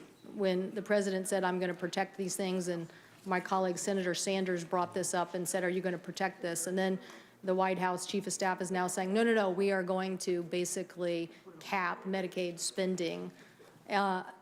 It's a problem. What we want to do is we want to give them leverage in the marketplace. That's what the basic health plan does. That's what the community-based care plan does. It gives them the ability to get more affordable care at better outcomes and is saving us money. So if you could give us a response, I see my time has expired, look at those two programs and tell me whether you support those delivery system reforms in the Affordable Care Act. Be happy to. Thank you. Thank you, Senator. That would end our first round. I'd like to not go through a full second round, but we've had some additional senators here who would like to ask some more. So I guess we'll start with Senator Wyden. Thank you, Mr. Chairman. Congressman, I have several ideas on how to lower the price of medicine. But I'd like to set those aside and start with the president's idea. Lower drug prices through bidding or negotiation. If confirmed, you're going to be the captain of the president's health team. And you're going to have to persuade Republicans to change the law so that the president can fulfill his pledge. More affordable prices for medicine through bidding. As captain of the health team, will you do that? As you know, Senator, we're committed to making certain that drug prices are able to be afforded by individuals and so that they can have access to the high-quality care. Right now, that negotiation from a Part D standpoint, which I would remind folks is a real success story. The cost for medications for seniors is about half of what it was projected to be when Part D passed. The PBMs are doing that negotiation right now. I think it's important to have a conversation about whether or not I'm asking about a specific idea, and it's not mine. It's the president's. The question is, will you advocate to Republicans for authority to negotiate? It's yes or no. What I was going to respond, Senator, if you will allow me, is to say right now the PBMs are doing that negotiation. I think it's important to have the conversation and look at whether or not there's a better way to do that. And if there is, then I'm certainly open to it. On Saturday, hundreds of thousands of women of all ages and backgrounds came to Washington to speak out against policies that you've opposed. This includes the Violence Against Women Act, provisions in the Affordable Care Act to prevent insurance companies from charging them more because they're women, access to no-cost contraceptive coverage, and the choice to see the provider that they trust. Now, Speaker Ryan has publicly stated that no one will be worse off if the Affordable Care Act is repealed. But the nonpartisan Congressional Budget Office doesn't share that view. They have indicated nearly 400,000 women would lose access to care, including life-saving cancer screenings, in the first year if Planned Parenthood is defunded and cut off from Medicaid. So again, Congressman, this is not my opinion as Democrats, Republicans. This is the nonpartisan Congressional Budget Office. You're going to be the point person for health. Will you advise the president to reject any proposal that cuts coverage for or otherwise limits a woman's ability to see the provider that she trusts?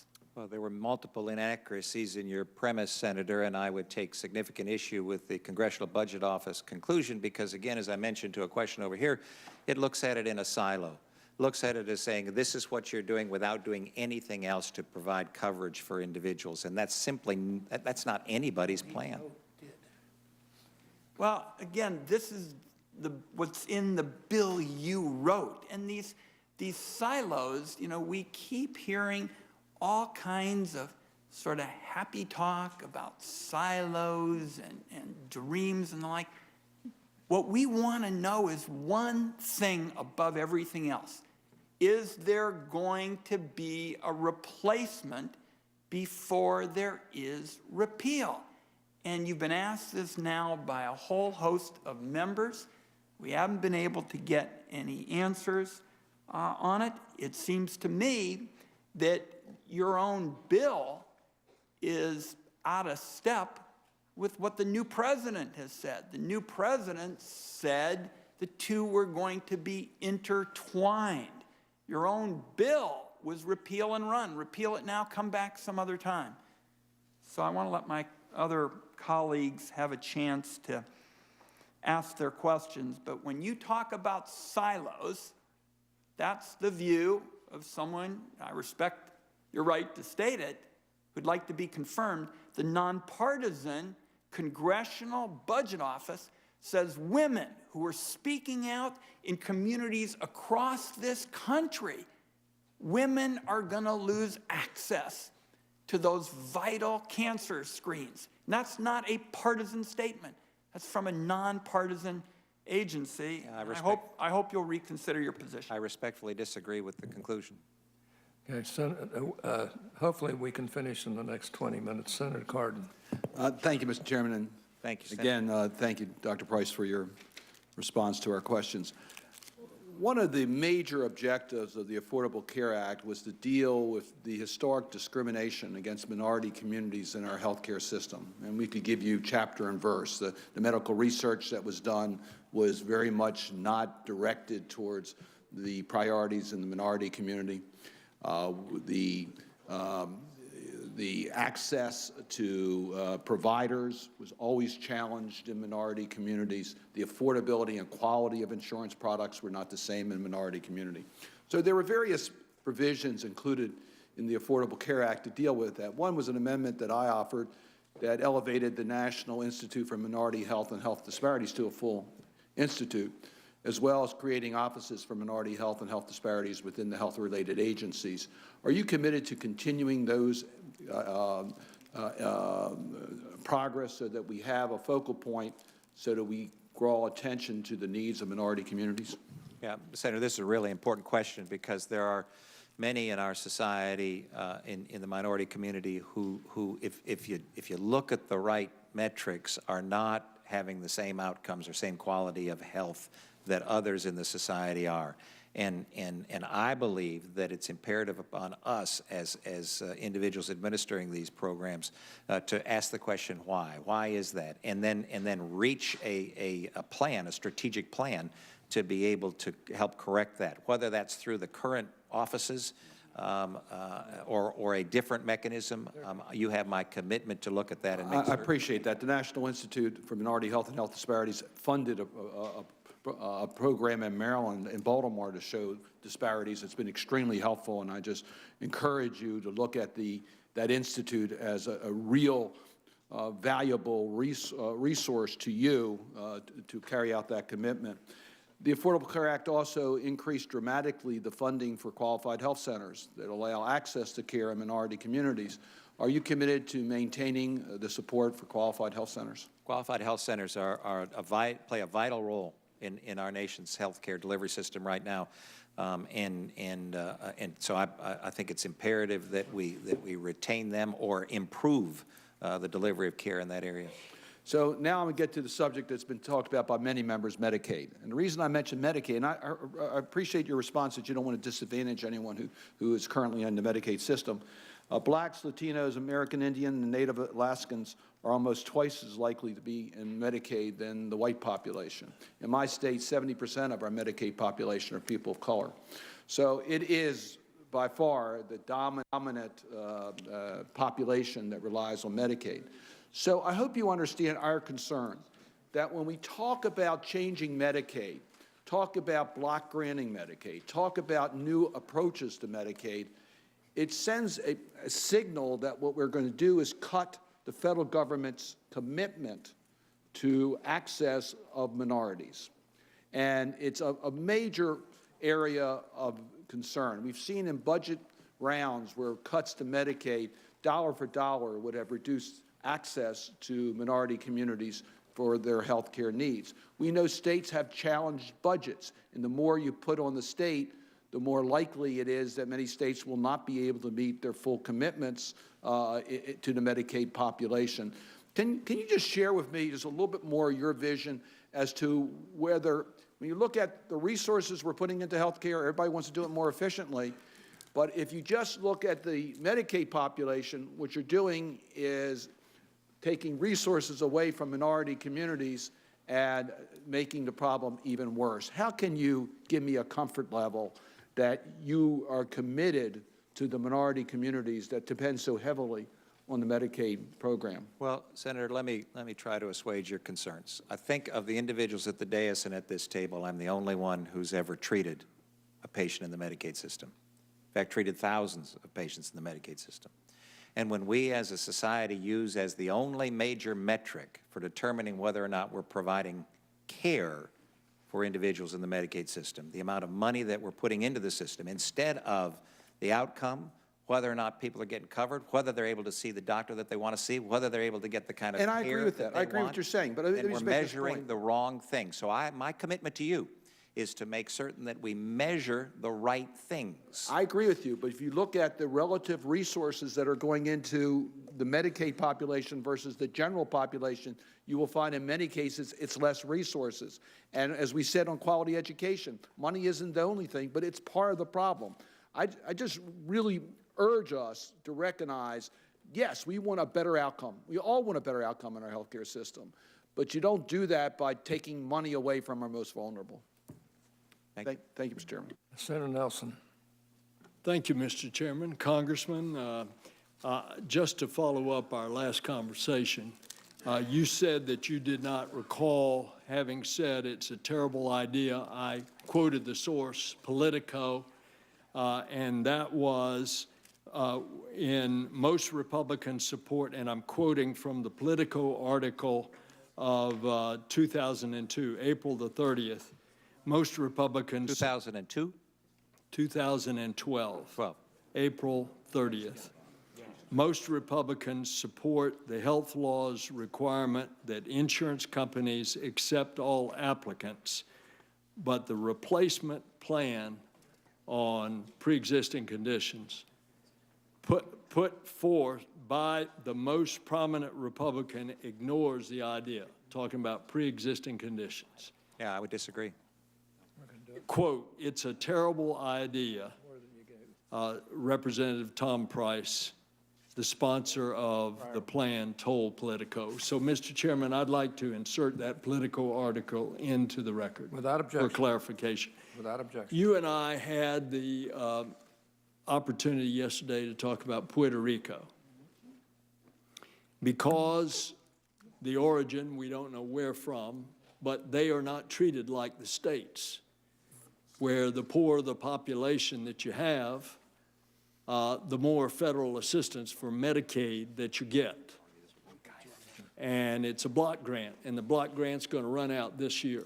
And they are in a heck of a problem, not only financially on the island, but now with a third of the population, according to the CDC, being infected with the Zika virus. You want to comment on what you might do going forward? Well, as we talked about in your office yesterday, Senator, we absolutely need to find the resources to be able to make certain that they have access to the care that they need. These are American citizens, and it's incumbent upon us to take that responsibility seriously. I mentioned earlier, and I did so yesterday, that senior citizens, we have 4 million in Florida on Medicare. But there are almost 2 million people in Florida that now get their health care through the ACA.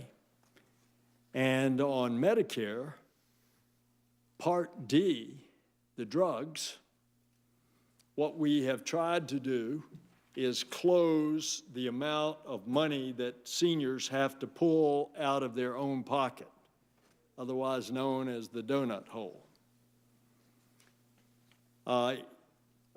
You want to comment, Congressman, about whether or not seniors should have retained that federal ability to purchase their drugs?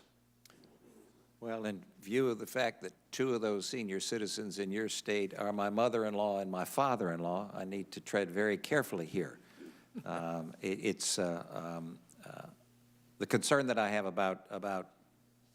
one of the concerns that I have about drugs for being available for seniors is the accessibility of the drugs that they need and desire.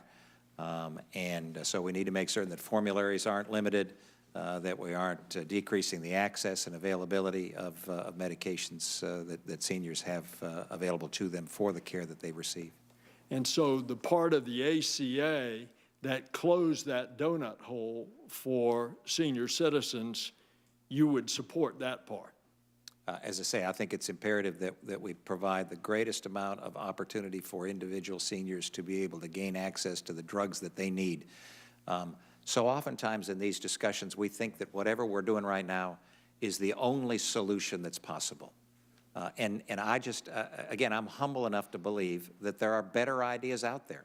And if we find a better idea that actually provides greater coverage at a lower cost, more efficiently, and more responsive to patients, then we ought to be able to admit to ourselves that we would embrace that if it were to come along. Congressman, as their senator and as their protector of senior citizens in Florida, I can't get away with an answer like that.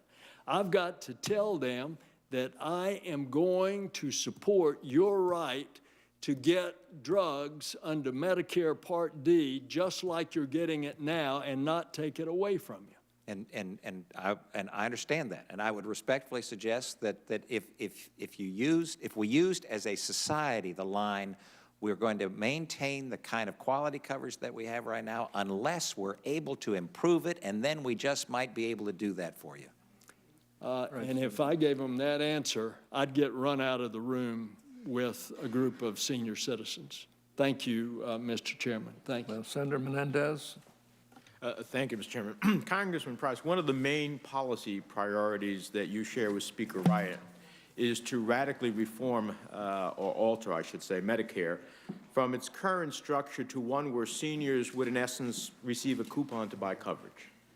Now, despite the fact that President Trump has made repeated promises throughout the campaign that he won't touch Medicare, it seems that it is still one of your top agenda items. I've heard serious concerns about privatizing Medicare, not only from seniors worried about increased costs and decreased coverage, but also from providers in my state concerned about the serious negative impact such underfunding will have on their ability to continue caring for Medicare seniors.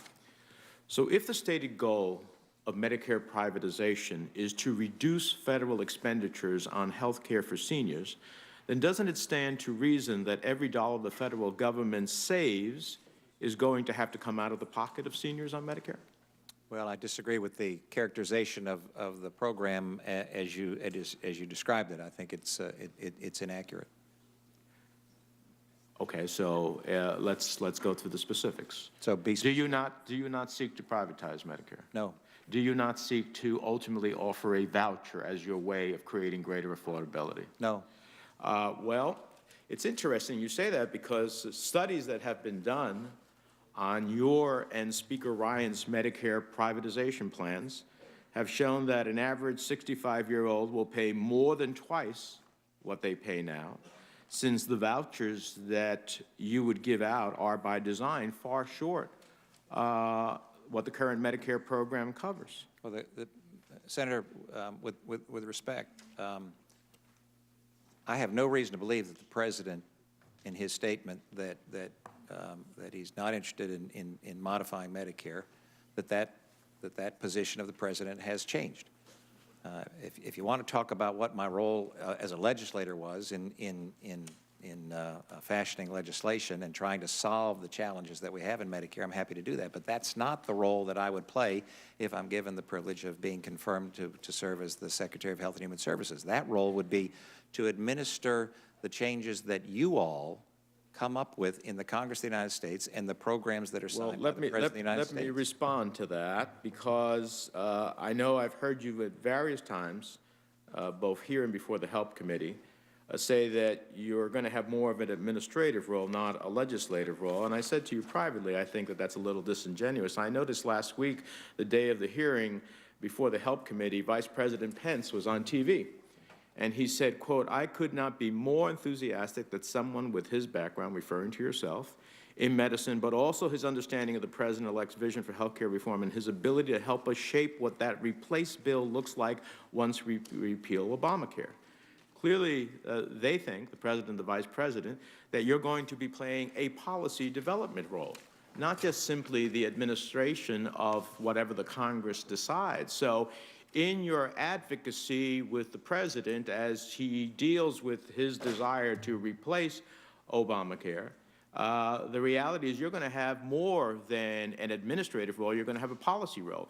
And if past is prologue, then your views as a legislator as to what you thought is the best for the American people is of concern to me, because that, in essence, is a plan towards privatizing Medicare.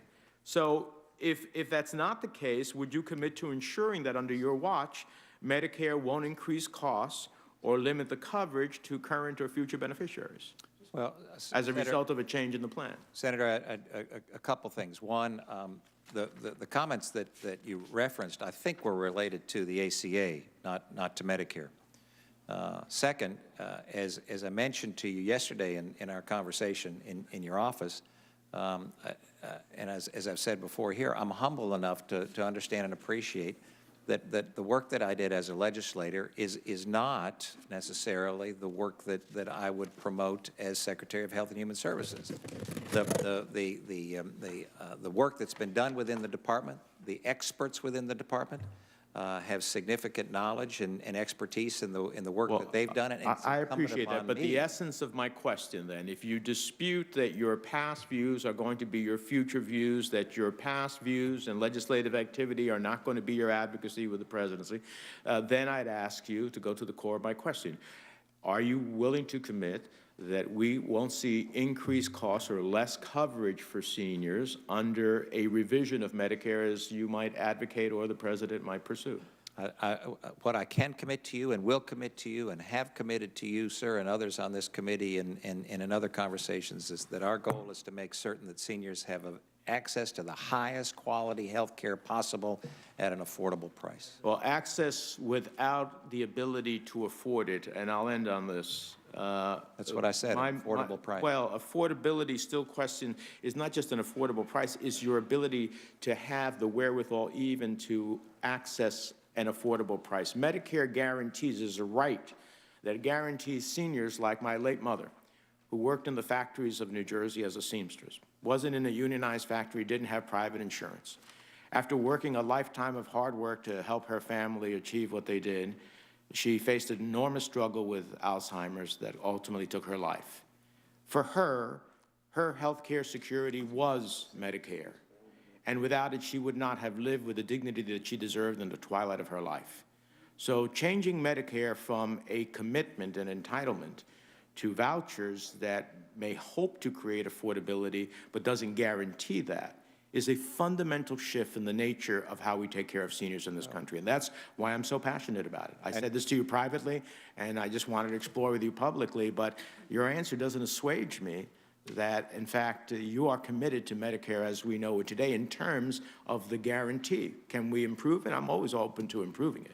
But the guarantee is what I'm concerned about. I share those concerns as well, but disagree with your characterization and can also share with you a story of my mom, who in the twilight of her years had an illness that took her from us, and she enjoyed the benefits of Medicare, and without that would not have been able to have the care that she received. Well, I hope that will be compelling to you in the days ahead, that it will instruct you as to how we should pursue Medicare. Thank you, Mr. Chairman. Senator Brown. Thank you, Mr. Chairman. I begin by the comments of Congressman Price about not using the word socialized medicine, the term. 2007 in the congressional record debating CHIP, he talked about eligible for government-run socialized medicine, so referring to CHIP, but I don't want to debate that. I just wanted to point that out, that you may have forgotten. It's been 10 years. I certainly understand that. I want to follow up on what Senator Menendez said about Medicare with a slightly different twist. In December, you said you expect lawmakers to push forward an overhaul of Medicare, and I quote, the first 6 to 8 months of the Trump presidency. Today, Congressman Mulvaney, the budget director designee, said that he would support raising the eligibility age for Social Security. He seemed to be open to raising the eligibility age for Medicare, too, in his comments. And like you, he supported efforts to raise it in legislation in the so-called Ryan's Better Way plan. That's in exact contradiction, I understand, to what President Trump has said. He said he opposes both cuts and raising the eligibility age. I'd like you to, I ask you to clarify your position in a letter. I haven't received a response yet. I know you're busy. But my question is this: if Congress passes legislation to raise the eligibility age for Medicare, as laid out in Speaker Ryan's Better Way plan, will you advise President Trump to veto that legislation? I don't anticipate a single piece of legislation related to just that, so we'd have to look at the constellation. So if something else is part of it, you would consider supporting raising the eligibility age if you're not willing to say no matter what else is in it, you stand firm on that.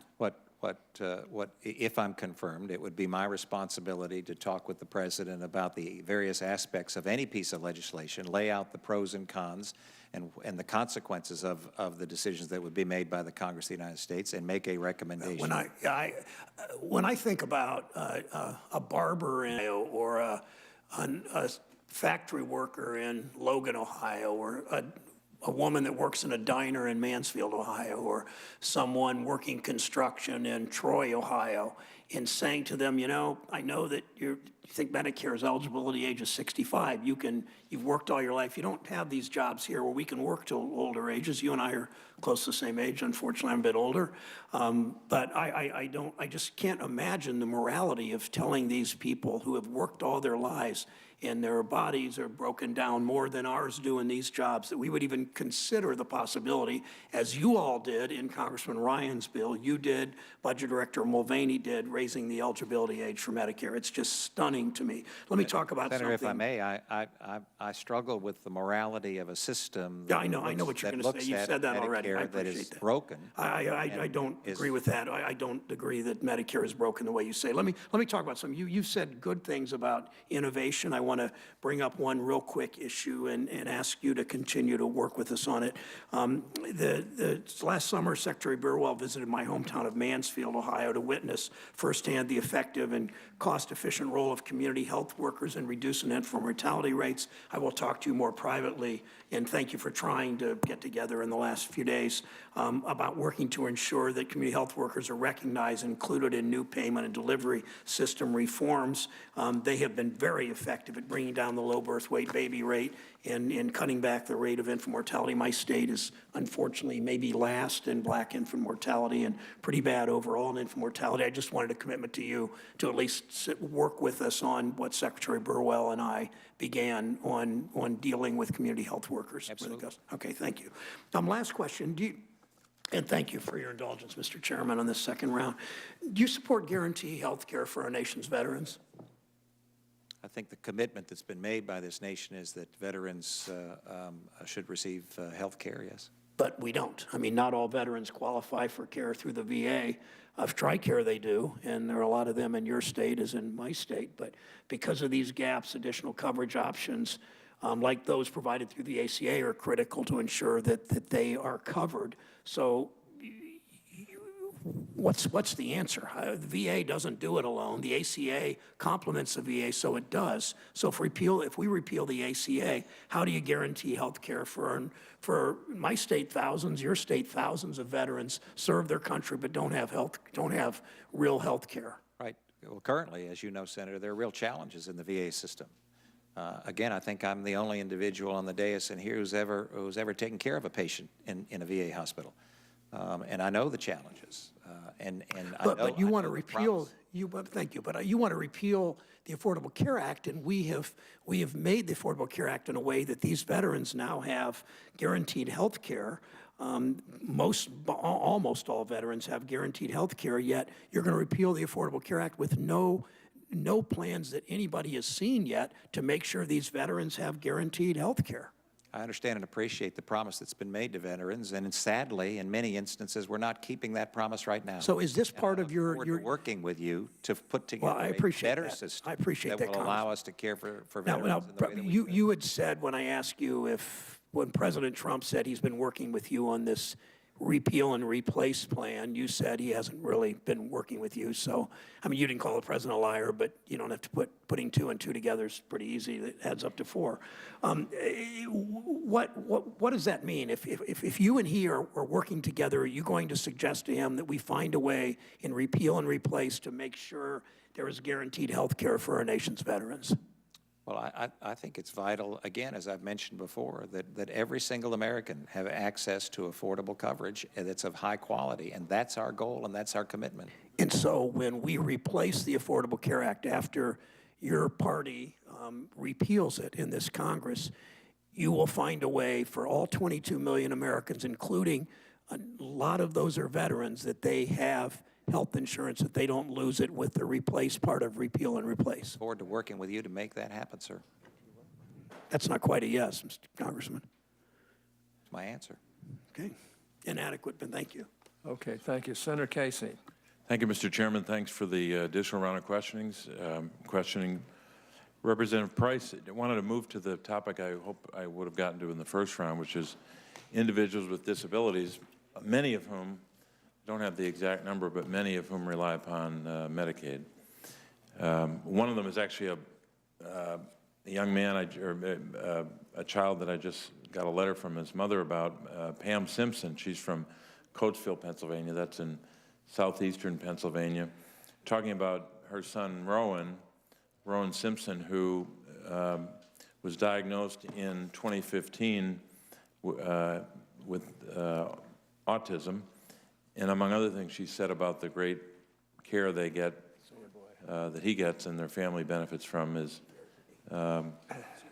Medicaid. And she says, without Medicaid, quote, we would be bankrupt or my son would go without the therapies he sincerely needs, unquote. Can you guarantee today that he's going to have that kind of, his family is going to benefit from, and he, Rowan Simpson, will have that kind of coverage and protection that Medicaid provides, that he'll have that if you're Secretary of Health and Human Services? We are absolutely committed to making certain that child and every other child and every other individual in this nation has access to the highest quality care possible. Okay, so not access. He will have the medical care that he has right now, or better. If you can come up with a better level of care, that's fine. But he will have at least the coverage of Medicaid and all that entails that he has right now. And that's either yes or no. That's not. No, it's not a yes or no, because the fact of the matter is that in order for the current law to change, you all have to change it. No, but if I'm given the privilege of leading at the Department of Health, here's why it's yes. Look, we should stop talking around this. You have led the fight in the House backed up by Speaker Ryan for years. To improve Medicaid. To block grant Medicaid, okay? To improve Medicaid. To block grant Medicaid. What that means is states will have to decide whether or not this child gets the Medicaid that he deserves. That's what happens. So you push it back to the states and hope it works out. One estimate by Center on Budget Policy Priorities, long before you were named, said that, here's the headline of a chart. House Budget Chair's plan would slash Medicaid by 1/3 by 2026. This wasn't developed because you're now in front of this committee. That's what they're saying, that Medicaid would be cut by 1/3 and by way of the number, $1 trillion. So let me ask you this question. May I respond? Let me just get this question in. Can you commit to us right now that no person with a disability who is currently covered by Medicaid, so that's everyone, that's Rowan and that's everyone else, that no person with a disability who is currently covered by Medicaid will lose health care coverage, not access, coverage, under the block granting plan that the administration now embraces as of Sunday? What I can commit to you is that in a Medicaid system, that if I'm given the privilege of serving, then working with CMS administrators, that the metrics that we will use for Rowan and every single other patient is the quality of care that they're receiving and whether or not they're receiving that care. The metric that you want to use... Metrics are fine. What I'm asking you again is, will you commit to ensure that Rowan and every other person in the country that has a disability that benefits from Medicaid today, will they have that same coverage, the same coverage and the same health care and coverage they have today? Our commitment is to make it so that they have that coverage or greater. That's a commitment you're making? That's a commitment. For every person that benefits from Medicaid who's a disability? As I say, the goal is, and our desire is, but our desire is to make certain that people have better health care, not less health care. Well, and it's astounding. Here's the problem with that. Here's the problem with your answer. Until Sunday, there was a question as to whether or not President Trump or his administration would fully embrace block granting of Medicaid, because he said when he was campaigning that he would not cut Medicare, Medicaid, and Social Security. As of Sunday, the administration has said on the record, in at least one and maybe two interviews, that they are going to pursue a block granting policy with regard to Medicaid. What flows from that are the following. He has a majority in both houses. So what you've been working on in the House for years that you could vote for now may become the law of the land. So this is a live issue. This isn't theory or some policy among House Republicans. This is a potential enactment of law to block grant of Medicaid. And I hope you can keep your promise to make sure that no one with a disability suffers any diminution of care or coverage. That's a promise you just made, and I hope you can make that in light of a $1 trillion cut in Medicaid pursuant to block granting. Senator McCaskill, you're the last one. Thank you. And thank you for your patience in letting us have another round of questions, Mr. Chairman. We sincerely appreciate it. I would like to put in the record a table prepared by the taxpolicycenter.org on December 15th, 2016 that lays out what happens with the repeal of all ACA taxes, including premium credits based on income level. If I could make that part of the record. Without objection, it'll be placed in the record. You were chairman of the Budget Committee. I'm going to try not to be, I get frustrated when people won't answer, especially when your record is so clear on this, Congressman. I don't really understand why you want to divorce yourself from your record. You were chairman of the Budget Committee, correct? Yes. And in that role, you had the most important, we all know the power of the chairman around here. You had incredible power to influence what was in that document, correct? Which document do you refer The budget that you prepared for 2017. Absolutely, along with my colleagues. Along with your colleagues. Was there anything in that document that you disagreed with on principle when you supported it? Oh, absolutely. Okay, what was in the document you disagreed with on principle when you supported it? I'd have to go back and look, Right. but it was a combined effort. But again, you know, as I mentioned before, if I'm given the privilege of serving as Secretary of Health and Human Services, I appreciate and understand that that's a completely completely different role than I know as it's a than as completely a different role. That's not legislator. what I'm asking you, Congressman. Each I'm not of your asking you questions about the refer to that difference. role. I'm not asking you about the difference in your roles. What I'm asking you is, what do you believe in? What do you believe in? You have been respected around these halls for a man of integrity because you believed in certain principles. And one of those was the principle that you embraced as chairman of the Budget Committee to block grant Medicaid. No, on the contrary. What I believe in is this great country and the people of this great country and the principles of health care that I defined earlier. And those are the principles that we all share, I believe, and that is that we need a system that's affordable for everybody.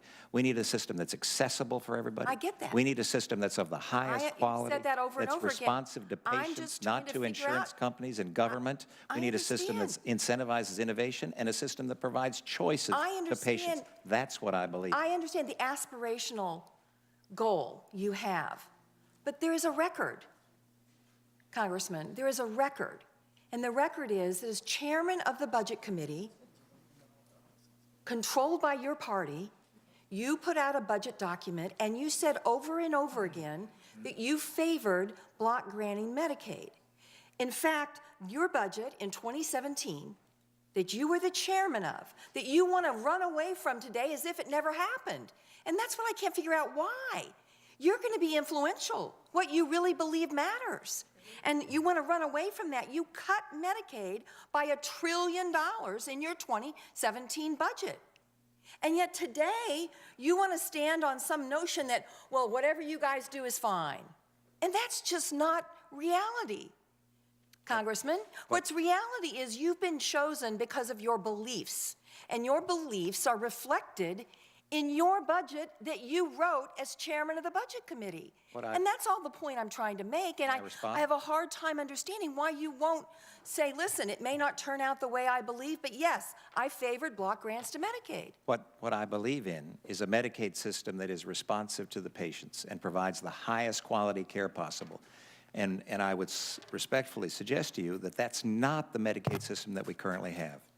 So it's incumbent upon you, it's incumbent upon me, if I'm given the privilege of serving in this capacity, to work together to find the solution so that we provide the highest quality care for Medicaid patients and everybody else in this country. And I understand, and by the way, the argument being made in favor of block grants is it gives more flexibility and efficiency to the states. That's the argument you've made before. That's the argument that was made around the budget that you crafted, is that when you block grant things to states, it gives them more efficiency. So I want to turn to a block grant that we have now, which is the Social Services Block Grant, which you have voted repeatedly to repeal. You have said that you wanted to zero it out, and you have voted that way as a member of Congress. And I want to make sure that you understand that that efficiency and effectiveness that you say you get with a block grant of Medicaid is what is happening in my state with the Social Services Block Grant, which, by the way, came about with Ronald Reagan. They are deciding where to use that money, and right now, just so you know where it's being used, in case you want to advise the president the same way you voted, it is being used for residential treatment for detoxing off heroin. It's being used for daycare for seniors to keep them in their home so we're not paying the bill on Medicaid in a nursing home. It's being used for adoption services, and it's being used for case management to save money so that the cases are being managed effectively and efficiently in terms of accessing federal safety net programs. Will you continue to advocate, as you have in Congress, for a repealing of the social services block grants? Senator, with respect, I think there's likely a better way to provide those services in a much more efficient, effective, and economical way for the individuals receiving the care. And I would also respectfully suggest to you that another state flexibility model that is held up by many is the TANF program that has been extremely successful. And so there are different ways to do things. And again, it ought to be a collegial conversation that we have to lay out what the challenges are before us and working together to solve those challenges. And that's what I'd like to do. I'm just was trying to point out the inconsistency of saying block grants to Medicaid are good because of flexibility and efficiency, and block grants to states on social services are bad. And that has been your record in Congress, Congressman, and that's why I brought it up. And with respect, for individuals to say that state flexibility for Medicaid is bad, but state flexibility for TANF is fine, again, is a little bit inconsistent. inconsistent as well. I understand. Thank you, Mr. Chairman. Well, thank you. Now, we're going to close this, Senator Wyden and myself. So we'll just ask Senator Wyden to make his closing remarks, and then I'll make mine. Thank you very much, Mr. Chairman. As we wrap up another quiet, subdued hearing in the Finance Committee, I just have a couple of thoughts. And the first, for you, Congressman, despite our policy differences, I want you to know I very much respect your willingness to serve. As you know, we've talked about it. You and I have a lot of mutual friends, and I know they're very supportive of your career, and I want you to know I respect your willingness to serve. Here's where we are in terms of the substance. Several hours ago, I asked you, with respect to the executive order on the Affordable Care Act, I said, will you commit that no one will be worse off? And you ducked it. I asked you, will you guarantee that no one will lose coverage? You ducked that. I asked you, would there be a replacement before all of this that would hurt working families would go into effect? And that was ducked as well. And it just seems to me there's a big gap between the answers you've given on the executive order with respect to repealing the Affordable Care Act and what the new president said all through the campaign.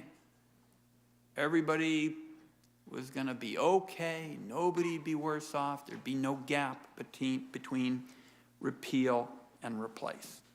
My colleagues have gone through in great length the debate about the Medicaid block grant. Prediction? I think some of your biggest critics are going to be Republican governors on this. Because I think Republican governors, and they'll be probably more diplomatic than me, are going to see this as a Trojan horse to cut spending. And that's why a lot of us are concerned about shredding the safety net. I asked you about women's health care. And here, the concern is women all across the country are concerned that they're going to lose a choice of providers that they want and they have today and coverage. And you just said, hey, I disagree with the Congressional Budget Office. I asked about drugs and how we're going to lower these pharmaceutical prices. And you told me about pharmaceutical benefit managers. You told me about Part D. I voted for Part D, one of the relatively few Democrats who did. But you didn't answer the question about whether you would get Republicans to help you fulfill the president's pledge on bargaining.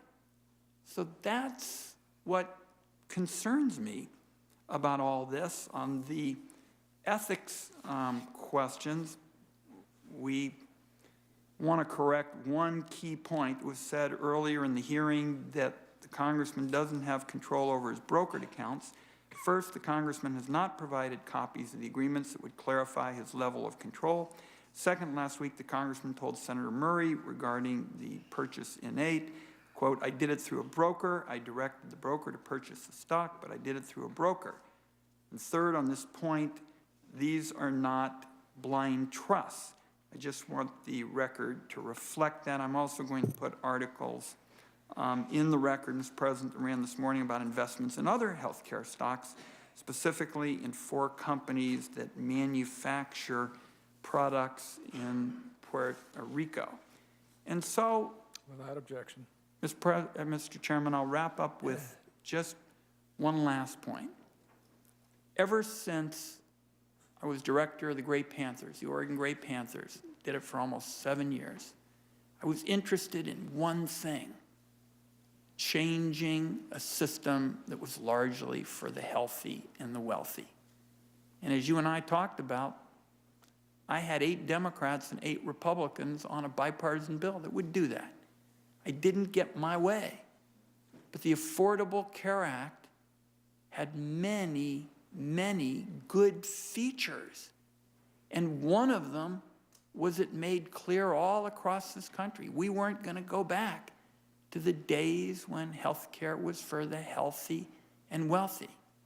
And I'm especially troubled as we wrap up this morning, we've been at it close to 4 hours, that when you take all of these policies together that you have described this morning, that's really where we're headed. That's where we're going to be. And that's why I'm so strongly opposed to these positions. My hope is we still have some additional questions to look at on the ethics issues. I can just tell the congressman on that. George W. Bush's ethics lawyer was in the paper this morning talking about your stock trades and said, I haven't seen anything like this before. And I've been practicing and teaching about securities law for 30 years. So I think there are very troubling questions that remain, Mr. Chairman, with respect to this. I know that we're being told that members have to get any written questions in by this evening, but with respect to what we have heard this morning and the lodestar that I see, that America will end up with health care that works for the healthy and wealthy, I'm going to oppose it. I'm very troubled by what we have heard today, and I appreciate the chance to make these closing remarks. Well, thank you, Senator. If we keep going the way we're going, there won't be any health care for anybody. We won't be able to afford it. We won't be able to provide for it. There are so many things that are wrong with the current system, but it's just pathetic. And it's gradually eating up the whole doggone federal budget. Now, I've been around here only 40 years, but I'll tell you, I've never had a witness for any position in government who has performed as well as you have, who has an impeccable reputation in medicine and in the Congress. And to be treated like, if you don't agree with some concepts that some of my colleagues do, like there's something wrong with you, is just beyond the pale. Like I say,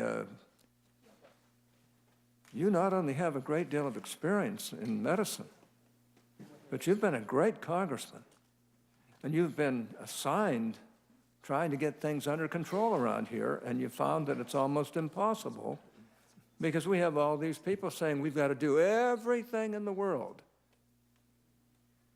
We don't care what the costs are. And that's why this country's broke. We've got to find some way of delivering all these health care benefits to people without totally ruining the country so nobody gets any health care benefits, which is where we're headed. I don't know how in the world we can continue to buy off on this liberal claptrap that you don't have to pay the piper.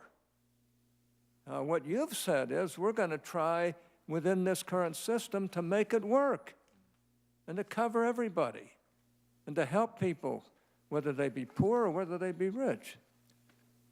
Now, I don't know if you can say much more than that, but I get a kick out of how many of these people are constantly blathering about we got to do everything for everybody when we know we're $20 trillion in debt. And this money doesn't grow on trees. And yet every one of us wants to make sure health care works. Every one of us wants to make sure every deserving person in our society is cared for. And I say that as a person who, over the last 40 years, almost every health care bill that works has my name on it, starting with the orphan drug bill. How about Hatch-Waxman that created the modern generic drug industry, and name it all. The fact of the matter is that you've been very forthright, very honest, and you've indicated that in spite of all the problems of trying to fund health care and all the problems around health care, you're going to do your doggone level best to make sure health care is delivered to our American people. You know, I wonder how many of my colleagues on the other side are going to vote for you. And if they don't, it kind of says something about what's happening in this country. I want to thank you for being here today. You know, I don't think you ducked any questions. You answered them forthrightly. They might not have pleased the individual senators, but you did. Now, I look forward to Dr. Price being confirmed and assuming his position so he can begin working with us here in Congress to improve the nation's health, and the whole health care system, and to ensure that taxpayer dollars are used efficiently and effectively. Now, we owe that to the dedicated taxpayers and citizens of this great country. And to that end, several groups and individuals have submitted letters of support for Dr. Price. And I would like to ask that those be entered into the record at this point without objection. In closing, this committee takes its responsibilities very seriously. As you can see, this is a very intelligent committee. We have a lot of really great people on both sides on this committee, and they're serious about what goes on. But that's why we have such a thorough review process for nominees. This is why the committee is following and will continue to follow our longstanding process in the future. Now, I would ask that any written questions for the record be submitted by 8 p.m. tonight, which is 2 hours more than what the Democrats gave us. This is a timeline that is consistent with the committee's consideration of previous nominees for HHS Secretary. Now, and that's a direct quote, by the way. Now, I want to thank you and your family for sitting through this and for answering these questions. I think the best that I've ever heard them answered. And understanding that there aren't some answers to some of these problems. And I just want to personally thank you. My gosh, you could have such a great life without doing this kind of stuff. And you're willing to give your life in working for the American people and in trying to do what really needs to be done in the area of health care. And I want to commend you for it because I just don't think there's a justifiable reason to vote against you. Thank you, sir. Well, with that... Mr. Chairman, just a unanimous consent request. Yes, sir.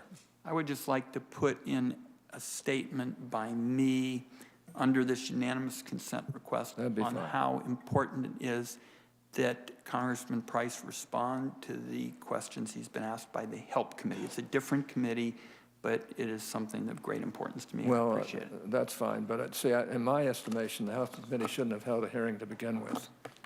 This is the committee of jurisdiction. This committee's got to stand up and vote on whether or not our congressional friend is going to serve this country in this great capacity. And I believe we'll vote for him and get him out of here. And I hope that, and by getting him out of here, I don't mean out of this room, get him out of the Congress and get him up there where he can really help with all this medical expertise that you have. And it's apparent that you have it. I mean, there's no question about that in my mind. And it's hard for me to understand why anybody would give you a rough time. Now, it's good to ask tough questions. It's good to, and we've had a lot of tough questions here today. But you've answered them very, very well as far as I'm concerned. Much better than a lot of other people who have held this position. Many of the others, even recently, could not answer these questions that you've been asked.